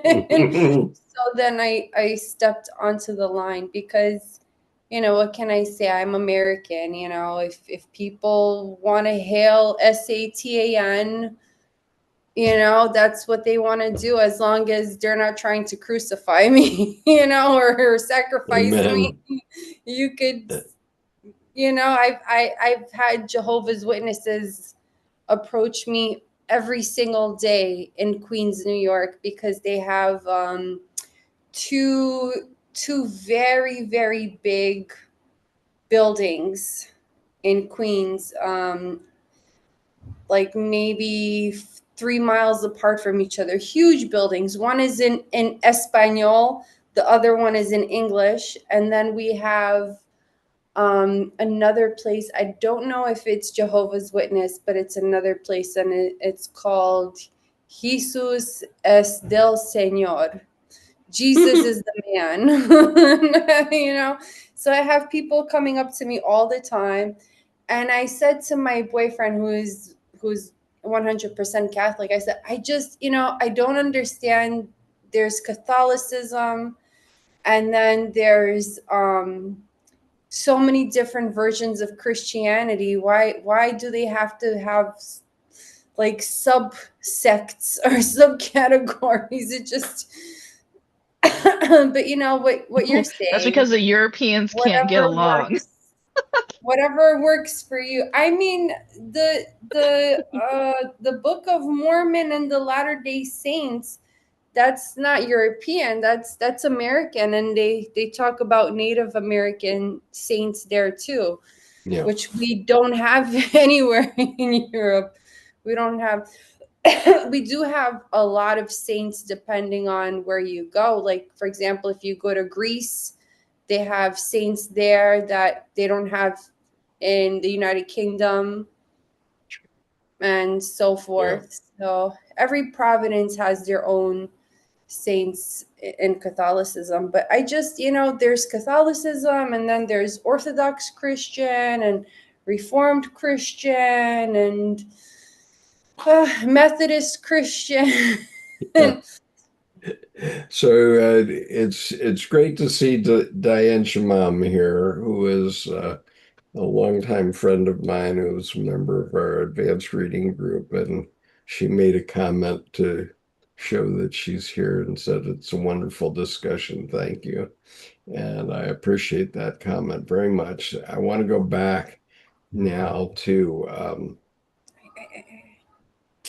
Cherie's comment. Was there anything that happened to Thomas Aquinas that may help one understand what happened to him? Why did he stop writing? And so there are some sort of comments here. Richard says Aquinas had a mystical experience on his deathbed that made him say, all that I've written is straw. And, Thomas Aquinas died, I think, at age 49 or something like that. He had been a monk, and he um, he wrote quite a lot, and it's helped quite a few people over centuries now. Um, he, he had a visionary experience, and if I look at it with a Jungian hat on, I have to say that he had a very typical um, Jungian vision that was rather complex, obviously, but um, in his time, uh, what he saw and had was not understood well. And so therefore he didn't understand what had happened. And that's why he said, all I have written is straw, but actually it wasn't straw because um, yeah, I mean, Aquinas knew the mysteries well, as did all Catholic saints. Well, I don't know if all Catholic saints knew everything about visioning that we now know, but anyway, they had different visionary experiences. And so I wouldn't want to say that they're not saintly. They're all saintly. Um, and Deborah says, I don't feel the need to choose any religion. I think that that's a very good perspective to have. You can gain benefit from all religions. I remember, in my Christian upbringing, I was taught that, oh my God, if you're not confirmed, you're not allowed to take communion. And one Easter Sunday, um, I was with four of my Indian colleagues. I had taken them to the Easter Sunday service at the Naval Academy. And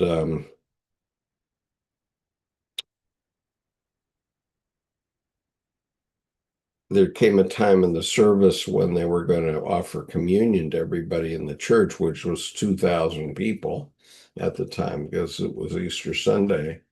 And they started to follow me to the communion station, and I turned around and said, "Oh no, you can't do this." And one of my colleagues looked up at me and said, "We want to take the blessing." And so there's nothing wrong with taking the blessing of um, another religion, and if you feel moved to take the blessing, then you should take it. At least in my view. Now I know that there are some American faiths where that would be, oh my God, terrible, but that's not terrible. It's, if you wanted to take the blessing, that anybody offers, please be blessed. Let's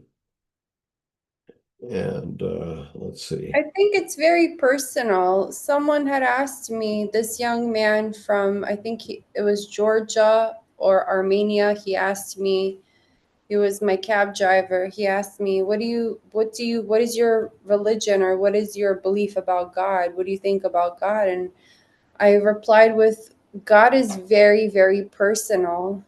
And he said, oh, I never really thought of it that way. I said, when you go to the church or when you go to the mosque, because there is an imam who is from my grandmother's, actually from the former Yugoslavia community, a mosque. He goes out onto the street with two other imams and from two other mosques. One is Pakistani and the other one is Bengali. And they because I'm from Queens, so and so he stands there, he opens up a table, and they don't sit, they just stand there from about like 9 a.m. to 6-ish p.m.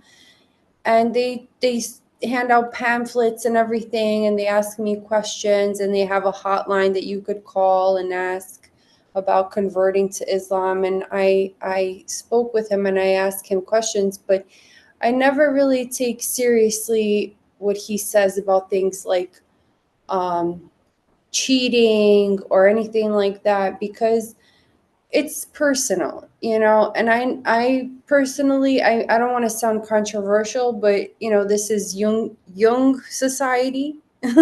So I know so many people that they have a secret child, or and it would be such a terrible life sentence for the reputation if everyone knew about this secret child, or that so many other things, that they're secretly gay, or so things can be very scandalous and controversial, and here I am, just an ordinary person trying to get by in life. you know? So I think it's so personal. And then I don't know if you recall, when I went like a year ago, 2 years ago, we were talking, we were still reading the Black books, and it was with what is his name? Oh my goodness. We haven't seen him in a while. What was his name? Haggard. Yeah. So, and then I said that when I borrowed Liber Novus from the library, the really huge one, not the reader's edition, the original with the paintings, and I had this spiritual I wouldn't say it wasn't an awakening, but it's almost like I opened up, or not but just when I had that book in my presence, this red book, where the color red has very significant meanings in different cultures, and one of those meanings being to ward off evil, or the evil eye, or envious people, or negative energy. And so here I was with this book, and all of a sudden my whole world just went into, I don't know, some different, sort of like I just opened this, or You popped have the had bubble, had an expanded my epiphany. horizons. Yeah. It expanded my horizons. Yeah. Yeah. We So call then, it an epiphany. yeah. So then I went to Bosnia and I bought this red book. Mm-hmm. And so now, because with the symbolism in Jungian psychoanalysis, like everything just starts attracting itself. Things just start after you read the red book, or at least in my personal experience of reading the red book. After reading the book, and while still reading the book and rereading the book, um, the things that are attached to this book is sort of like hematite, because it just attracts that energy of like, for example, in the movie Hocus Pocus, Mm-hmm. right? The woman, the head witch, she says book, and the book just shines this light. So I feel like everything in my personal life, Jung's Red Book is like that intermediary to my psyche somehow. I don't know how this book gained access to my psyche, but it really did. It really gained access to my psyche, and so it attracted me to this book, which is about the soul. Uh-huh. So this is So that's not a translation of Jung. That's another book. this is a Bosnian Quranic literature about Oh, the cool. soul. Good. Yeah, it's about healing the soul, and it takes excerpts of from the Quran itself, and yeah, so it's like surahs or duas. This is the index in Yeah. Arabic, and then it's in Bosnian, Latinski on the other side. Yeah. So that's in Bosnian. Hmm. And also, um, half a year later, a couple of months ago, I purchased this text in August, and then I think it was in July, a Jewish man passed away, and before he passed, in his will, he wrote that he wanted his children to to give the books that he owned, because he had a whole collection of very antique literature, and he wanted these books to go to people who would appreciate it. So this man, he said, well, I've read this book and I just feel like maybe someone else might appreciate it. And so this is the book. And then this is the side, but it's actually a jacket, like a box of the book. And this is the book itself. And then there's this letter here, and I think it's from 1950 something. And it's the Heritage Club. It's so cool. And then they have this little pamphlet here. I wish we had something like this for the Jung Society. Like you purchase the book and it has. I feel like we need to upgrade a little bit. Okay, well, I'm gonna do that for you right now, except it's very cheap and very short. So here it is. Here it is. Okay, so this is the essence of what all religions do. This is by Lawrence Jaffe, and it's his summation of Jungian psychology. The purpose of Jung's whole psychology is to make accessible to us that healing power. I'm sorry, I can't read it backwards, which resides in our unconscious. Okay, so the point is, our unconscious can heal us. Our Yes. unconscious does heal us. It's in our DNA. Okay, so I'm going to show it to you one more time.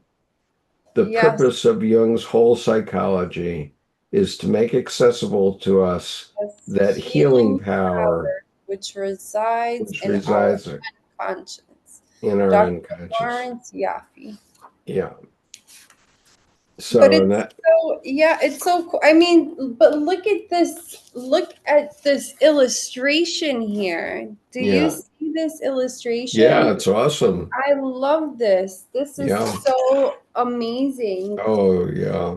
The geometric shapes, they're just so Alfitha, the opener, Yeah. right? I And he went talks, I went to yeah, a museum of Islamic art in Kuala oh, Lumpur, Malaysia, wow. and it is awesome because uh, there are so many different ways to write the name of God and Yeah, of Allah, and so many different ways to express that artistically. It's just a phenomenal place. Um,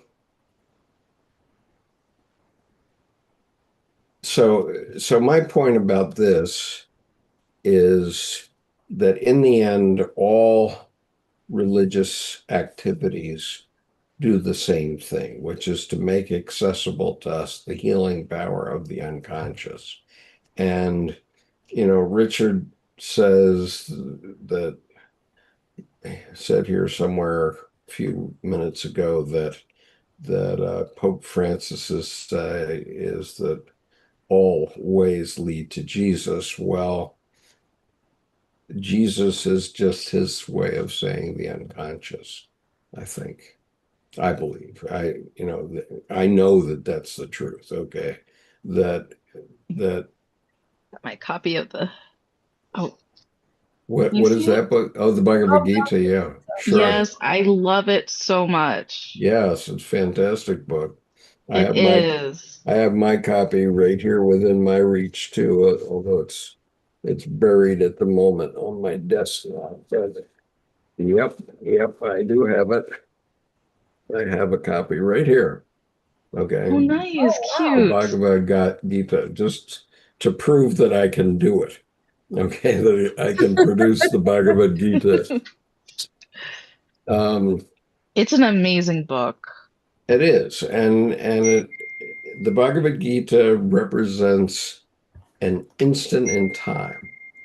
Okay, Excuse and it's phenomenal what it expresses because it's expressing a vision, and I've had a vision like this, but it expresses, except in my vision it was Mephistopheles. Okay, but it wasn't Krishna.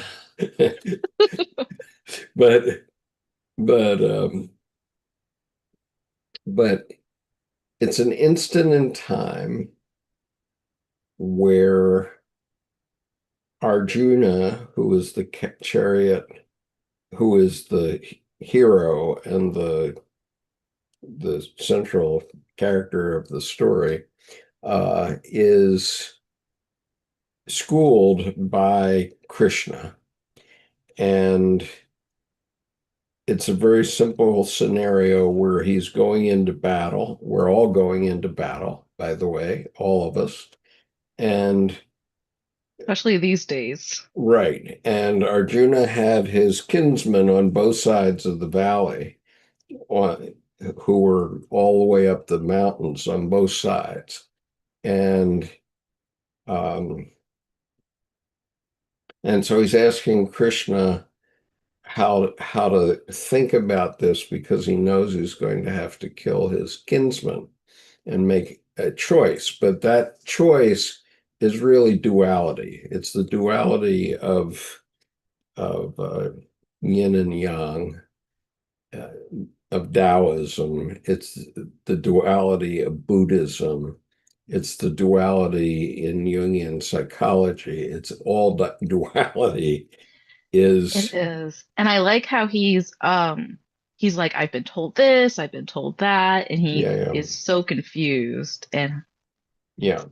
And it's very and so and so Krishna says, well, don't worry about that. You just do what you have to do in the moment, and I'll give you more kinsmen in the future. And so there's, you know, as the song in the Poseidon Adventure puts it, there has to be a morning after. Okay, there has to be a morning after, and you're going to survive or not. Right now, there was a a, uh, a discussion here earlier on YouTube about about incarnation, reincarnation. And we have to understand what the word incarnation means. It is to become meat, okay, to become a physical living body again, okay?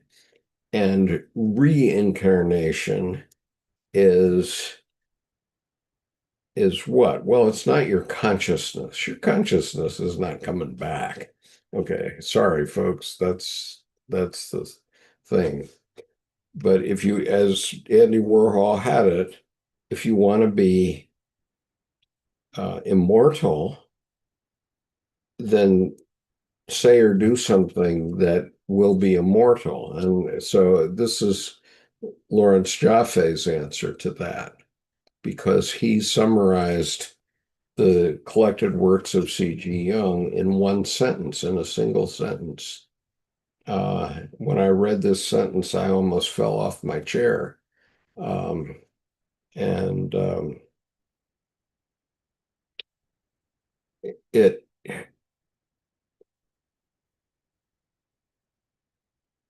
as Jung put it, God is the unconscious. Okay, the collective unconscious, the collective unconscious. And you and have it a never sleeps or forgets anything. right, that's right. And and your unconscious is your God, okay? And your unconscious is certainly a part of the collective unconscious. Um, and so, and people asked Jung, well, why do you call it God? And he says, why not? It's a perfectly good name. Right. And it's been used for millennia. And so, yes, there is reincarnation, but it's in the sense of, okay, I Lawrence Jaffe was just incarnated. Okay. Andy Warhol has been reincarnated. And so has Thomas Aquinas. They've all been reincarnated in the course of this discussion, because we are the meat of our bodies, the carnation of our body, the incarnation of our body has expressed something that in Thomas Aquinas's case, he said it uh, 700 years ago. Okay. And so Thomas Aquinas has been here with us today. That is reincarnation. Okay. But it isn't, you're going to have the same consciousness in a different body, or, and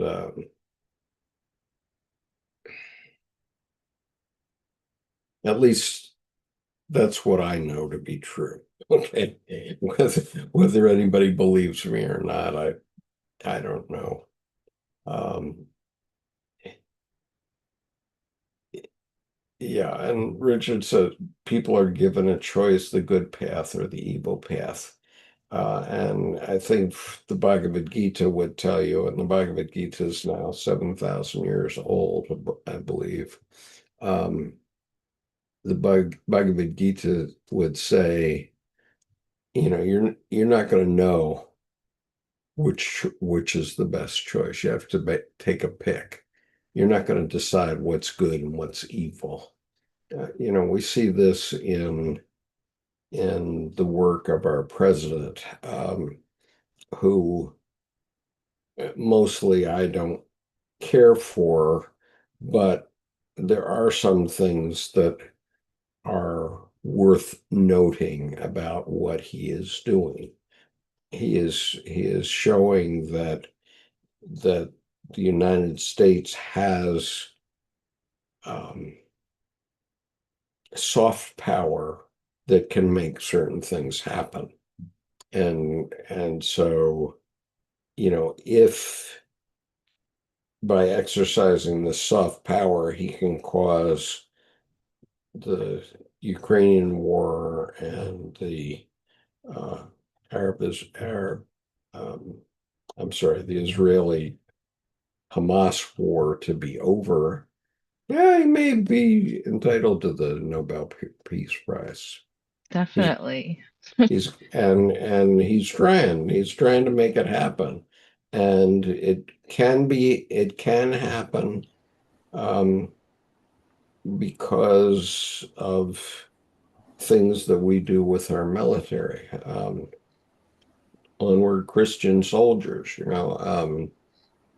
Yeah. Well, the military is complicit in things that are against their oath.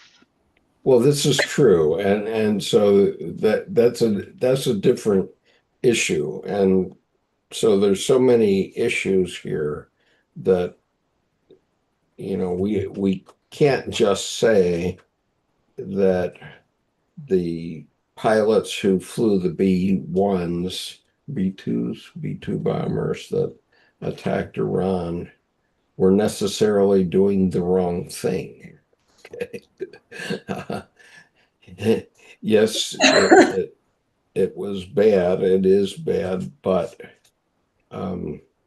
we've gotten to this point, and yes, we can say that World War II was a bad thing, and that certain people who participated were evil, but that's great in 2020 hindsight. Yeah, I think about that too because without the Vietnam War, there's no way I would ever have been born. Yeah, So without the and Vietnam War, I wouldn't exist. right, and at the same time, without Spanish flu of 1918, I wouldn't exist. Okay. So yeah, the flu is bad, and I without fail get my flu shots every year. I've already done it. I recommend that you go out and get flu shots. However, the truth is I exist because of the Spanish flu of 1918, because my grandfather's fiance and her four sisters all died on the same weekend in 1918 because of the Spanish flu. And without World War One, that would never have happened too. Um, and so, as a result of that, my grandfather married my grandmother, and I exist, right? Because if he had married that fiance, the one that died, I wouldn't exist. I'd be something else. Okay. If my dad hadn't gotten drafted, Yeah. Amen. there's no way I would exist. Yeah. And so, and uh, is premarital sex bad? Yes, in certain contexts, but without my mother and father being frisky adults, um, and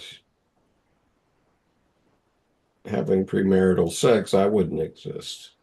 Okay, I have one more go ahead. anecdote. When we were talking about the vertical and the horizontal meeting like 2 weeks ago, Hmm. I had this thought yesterday. You know where they meet? It's sex.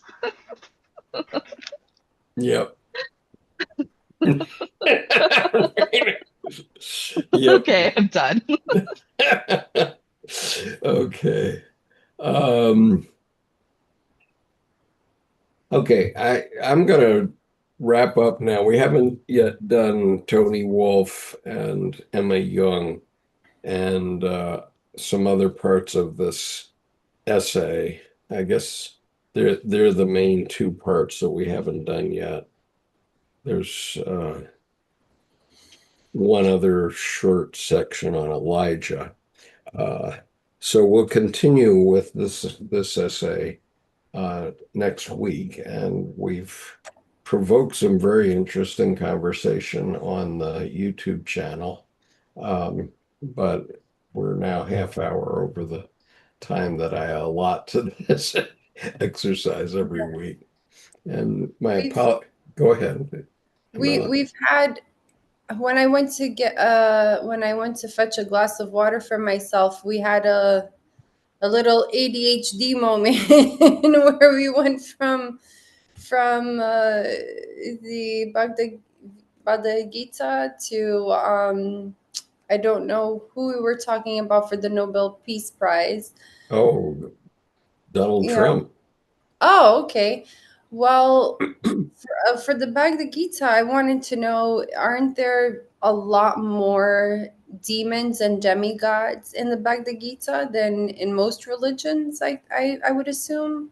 Well, Hinduism, as my wife calls it, the party pantheon, and which is it has a lot of gods, but it's um, because the Hindus got an early start on developing their religions, and like the Greeks, they differentiated the different aspects of their own psyche because they were projecting these things, right? Right. And so yes, the Bhagavad Gita written 7,000 years ago, we hadn't had time as a species to come up with the idea of one God. Okay. And And then, isn't it, you cannot, Oh, in the Bhagavad one Gita, you more. cannot reincarnate if you aren't done with your karma or your dharma or something like that, with your yeah, karmic Yeah. or right. Well, dharmic. actually, like everything is Shiva. Shiva is everything. And then when Shiva married Shakti, the creative force, the feminine, he made a space inside of him, and he's the energy and she's just the costume. She's the creative force, she's like the clothing, and Right. underneath that is Shiva. So Yeah, everything is Shiva, but the feminine gives it different clothing. yeah, Hmm. but I I don't mean, know for if that, yeah. like in a sense, for the personal journey, for Oh, a person who, let's say, some random person decides that they're going to read the Bhagavad Gita, and the reason why they're so interested in it is because of the meditation and uh, the reincarnation, and this is an illusion, and heal your mayas and all this stuff. But don't you first have to go through these sort of sufferings and come to terms with the realities? For example, on Wednesday, with one of our meetings, our Wednesday group, one of our members was speaking about energy. So I asked her, I already knew the answer because when I was 12 years old, I went into a deep depression after the September 11th terrorist attacks. So I sought my solace in yoga. And then eventually I learned about meditation. And, again, I grew up in Queens, so we are known as the epicenter of the world. We're very universal there. Every single culture lives amongst us. Countries you don't even know exist. People from countries you've never heard of live there. And so when I growing up, I always saw people wear, like, especially the men Turbans. growing up, yeah. And I remember my classmates saying, "Take the potato off your head." And I say, "It's not a potato. It's beautiful long hair." Yeah. And I know, but I'm joking. Why are you ruining the joke? It's like, because it's beautiful long hair. Try growing hair like that. Yeah. But anyway, but besides childhood bullying drama in my life, um, so that's why I became interested in it. And I do know a lot of people, especially in my community as a Muslim woman. I know that some people, they like to mix the Bhagavad Gita with Islam, and they like to intertwine the two because of where they're from originally.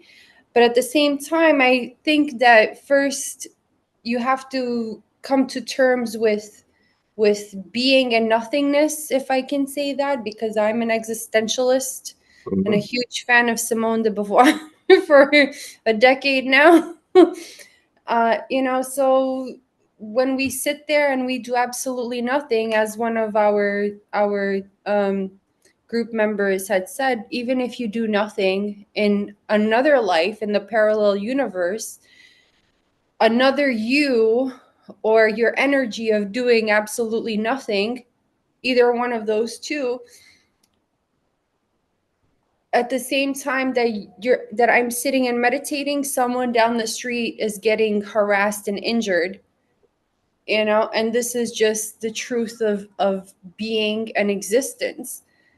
So it doesn't, at the end of the day, everyone, no matter what religion or no religion, at the end of the day, everyone is fighting their demons.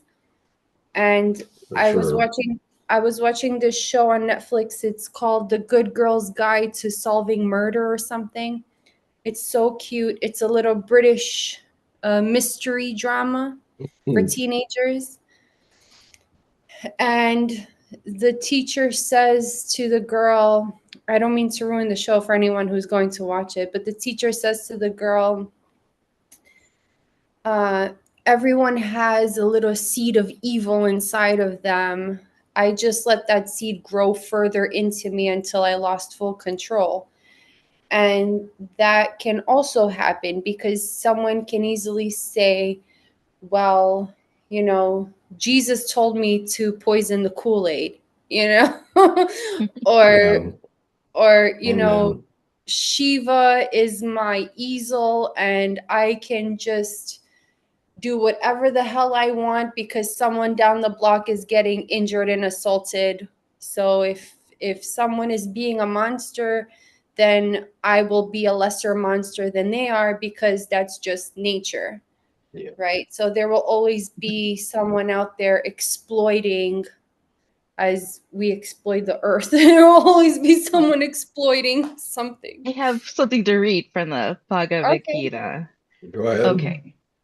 And this is Krishna talking to Arjuna when he's having his like mental breakdown and doesn't know Oh, what to do. Um, Krishna says, in the form of the chariot driver, he doesn't realize, he's just realizing that this is Krishna. And Krishna says, therefore, you must remember me at all times and do your duty. If your wow. mind and heart are set upon me constantly, you will come to me. Never doubt this. And that's basically the gist of the whole book Yeah. is like Krishna says, like, why do you doubt him? That he doesn't have things under control and, to internally set your compass on him. Yeah. Yeah. For Well, that's me, Yeah. Yeah, and that was written 5,000 years ago. Go Yeah. ahead. Yeah, 5,000 years ago. And for me, it's like in Islam, a lot of people ask me, isn't Islam all about fearing God? And I always tell them, I don't fear God. I just I think that when God says when it's what it says in the Quran is not that, again, I'm saying this as a Muslim person here. Mhm. For my personal experience. Um,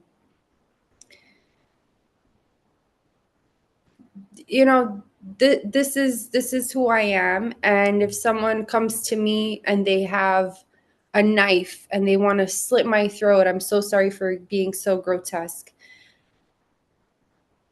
The purpose is I'm not going to fear you. I'm not going to fear your knife. I'm going to fear God, because right now is the chance. Like, God, please, God, give me this chance for a police officer to walk by and tell this guy, like, hey, what are you doing? And grab him, Mhm. or, just for that moment of a miracle, for something to happen, that miraculous moment where my life is spared. And that's what's happening everywhere in the world. It's happening in Sudan, where people don't have any drinking water. Oh It's boy, yeah. happening in Madagascar, where crops are being burned to dust. People are all over the world, whatever they believe in or don't believe in, they, at the end of the day, they're just saying, please have mercy on me. Hopefully it's God and not Satan, because we know that there's terms and conditions when it comes to that.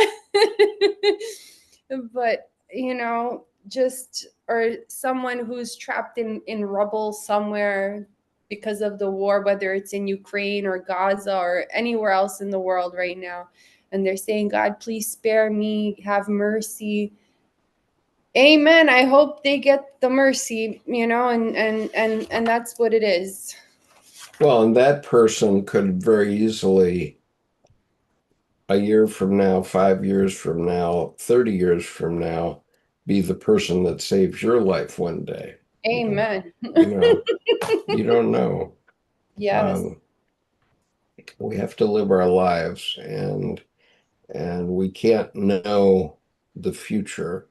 And in your example, um, the things that would have happened to create somebody, an assailant who has a knife ready to kill you,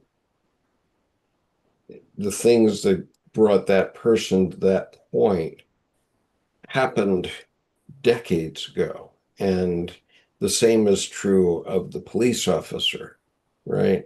You Mm-hmm. can you can you can take a chain of causality backward, and the the thing that brought you to that place and that time, that all occurred decades ago, right? Because if anything, any small thing had happened to change your course, it might have prevented you from being at that place at that time, right? One woman flight attendant, when I was flying here to Europe, one woman flight attendant, she was British, and her ancestors were prosecuted as Mhm. witches. And she said to me, you know what this means? And I said to her, I think maybe this is skin cancer, but my mom said it's hereditary. And Mhm. she said, you know what this means and what that means? It's not skin cancer. It means a long time ago, in another lifetime, someone hit you there and you passed. I said, really? She said, yes, that's what it is. It's the witch's mark. I said, what? I was executed in a previous lifetime. Well, I mean that's a fine belief, but yesterday I passed. Yesterday we went out for ice cream, and on the way out of the parking lot lot from the ice cream place, I realized that we have in Annapolis the Salem Cemetery.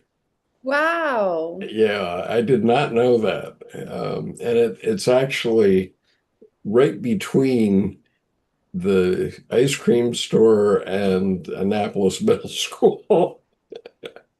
Oh, wow, that's amazing. Yeah, so I mean, you can come up with all kinds of causality every which way but loose on that. I just hope I didn't sink. I hope I floated. Uh, well, if you didn't, you would have been brought into another life and lived another life, I I think, suppose. if you would have, but that was a tricky one too, because even if you did float, then they would throw you back in to see if you were a witch because you're floating because you have levitating powers. Hmm. Yeah. Okay, there's some very interesting comments here. Um, and Deborah says the main thing is not to let the ego dominate. I would say that's very important. And and Arcafani says Islam has persecuted Zoroastrians for their entire existence. Wow, these beliefs must be equal paths to the divine. Uh, yeah, um, I know some in India. I know one of the leaders of the Parsi faith, which is Zoroastrian.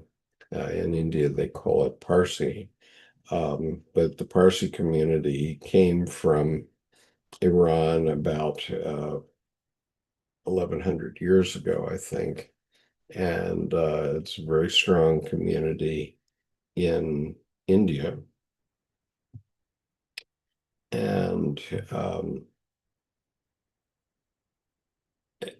and Islam, well, people have misused Islam since the time of the Prophet, peace be upon him. But, the truth is, if you look at the Quran, you'll see that much of the Quran contains um, stories from the Bible, including the Christ story. and Christ is a prophet in Islam. So, let's just be careful how people misuse other people's faiths. Um, and Anyway, well, I'll tell you a short story before I sign off, but I have to sign off soon. Um, the other day, my Buddhist wife, uh, I have a grandson who is going to Hillsdale College, and he starts in the fall as a freshman, and he's had an epiphany of faith, and Hillsdale is known to be a kind of a fundamentalist college. And the other day, Debbie sent him a text message, him and everybody a text message saying um, that you know there's a thing like the Ten Commandments in Buddhism, and then she described it a bit. And this very thoughtful grandson texted back and said, "When could we have a long telephone conversation, uh, Debbie, because I want to understand your point of view." And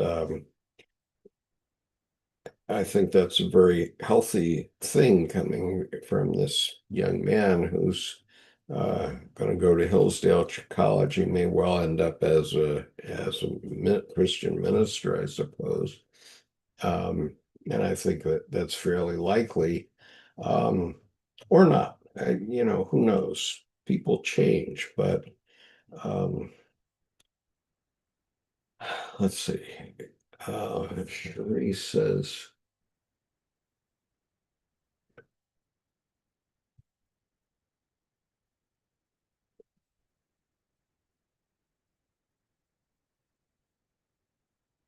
Yeah, Sharia, I think that most Krishnamurti schools still do exist. As far as I know, certainly in Ojai, California, they exist. Um, and I don't know of others, but I'm sure that they do. And you can see lots of videos of Krishnamurti on YouTube. Um, and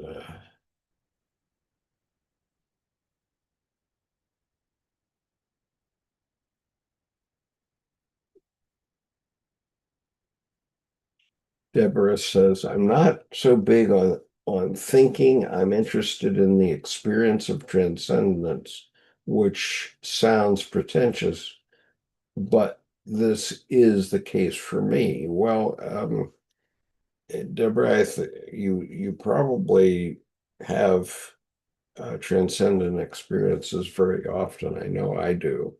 Um, and that doesn't mean I designate them as any religion per se, as you probably know. And so I'm going to say goodbye, everybody. Have a wonderful week. And if you wish to join our Wednesday group, let me see how I can get you there. I'm going to find right now I am going to find the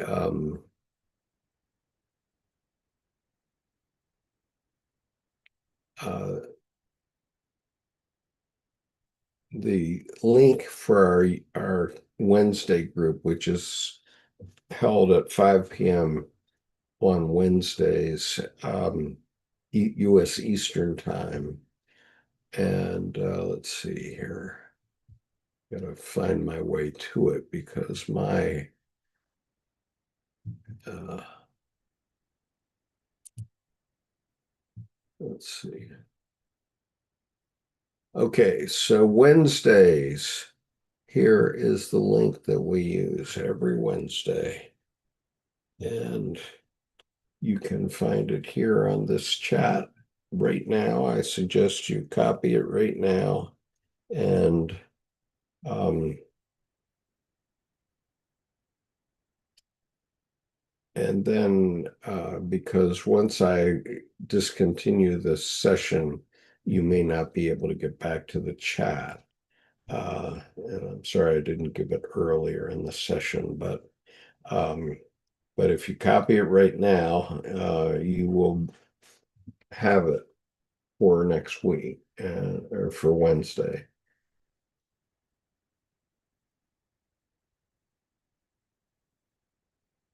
And Deborah, as far as uh, Australian Eastern Standard Time, my recollection, I don't know within an hour, you need to check your cell phone um, for world times, but I might be able to tell you what time it is now, and then you can work it out. And I have it here, I think, world clock. Uh, the time right now in Sydney is 2:51 a.m. My goodness.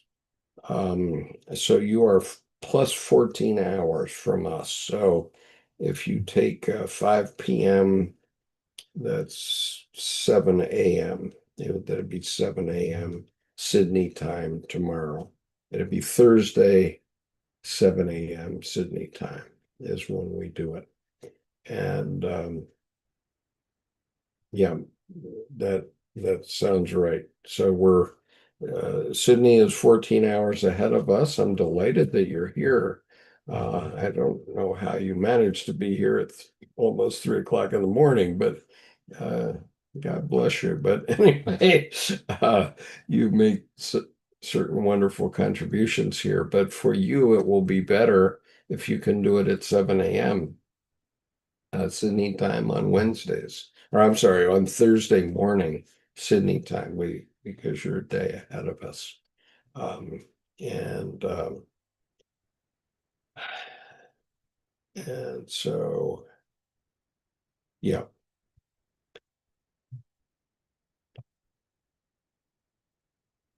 Yep, they are luminous experiences and also numinous experiences. You Luminous suggests light, but numinous suggests what? It suggests something that touches you deeply that isn't necessarily light also. Um, and so,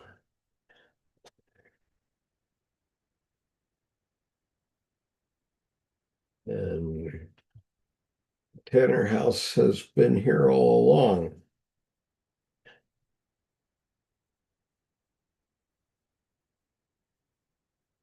So Tanner House has been on as Michelle all through this session. Um, and she often participates in the actual group with me. So sometimes she doesn't and is Tanner House instead. Uh, and so, Sheree, if you want to share a dream, by all means, come share a dream. Uh, and Deborah says, an old friend of mine co-founded the Jung Society in Sydney. Well, good for your friend. Um,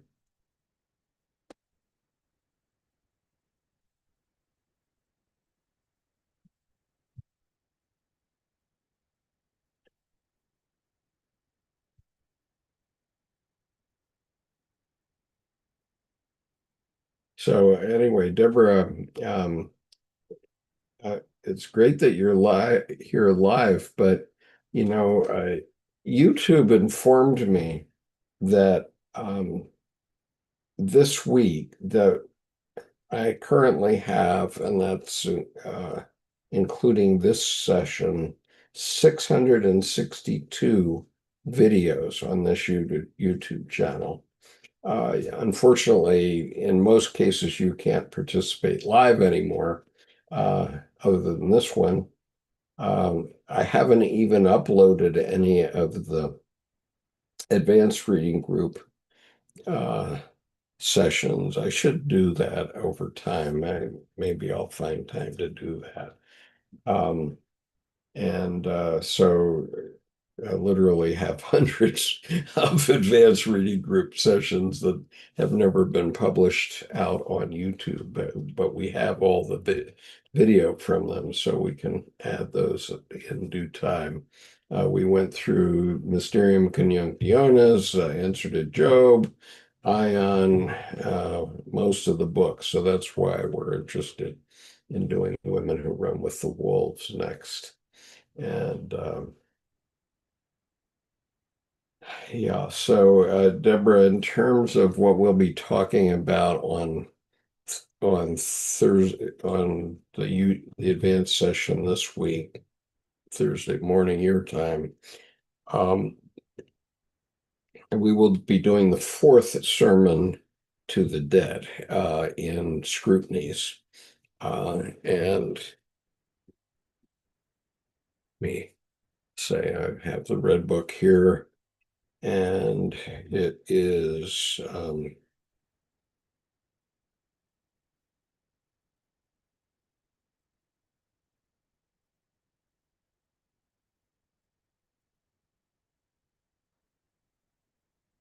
We're going to start on page 522 of the Reader's Edition um, on Wednesday. Wednesday our time, Thursday morning your time. And I'm sorry, it's 523 where the fourth sermon begins. And we're nearly done the Red Book. We have about not very many pages left to go. I can see if I can figure it out here. Okay, so there's the last page. 553. We're on 523. So we only have 30 pages of the red book to go in the advanced reading group. And then we will start with Women Who Run with the Wolves by Clarissa Pinkola Estes. So anyway, peace, everyone.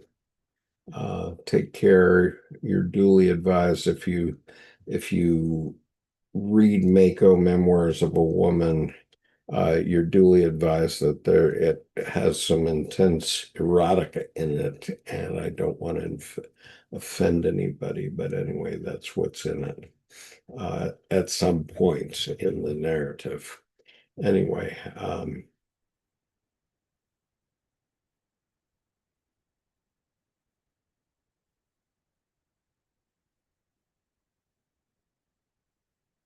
Deborah, thank you for having this wonderful feeling in your heart today. We have a wonderful, I mean, that's why I do this. There's no income involved in it whatsoever, practically none. Um, you know, I think YouTube does pay me something, but it's minuscule. Um, and so it's so small that I don't even notice it if they do. And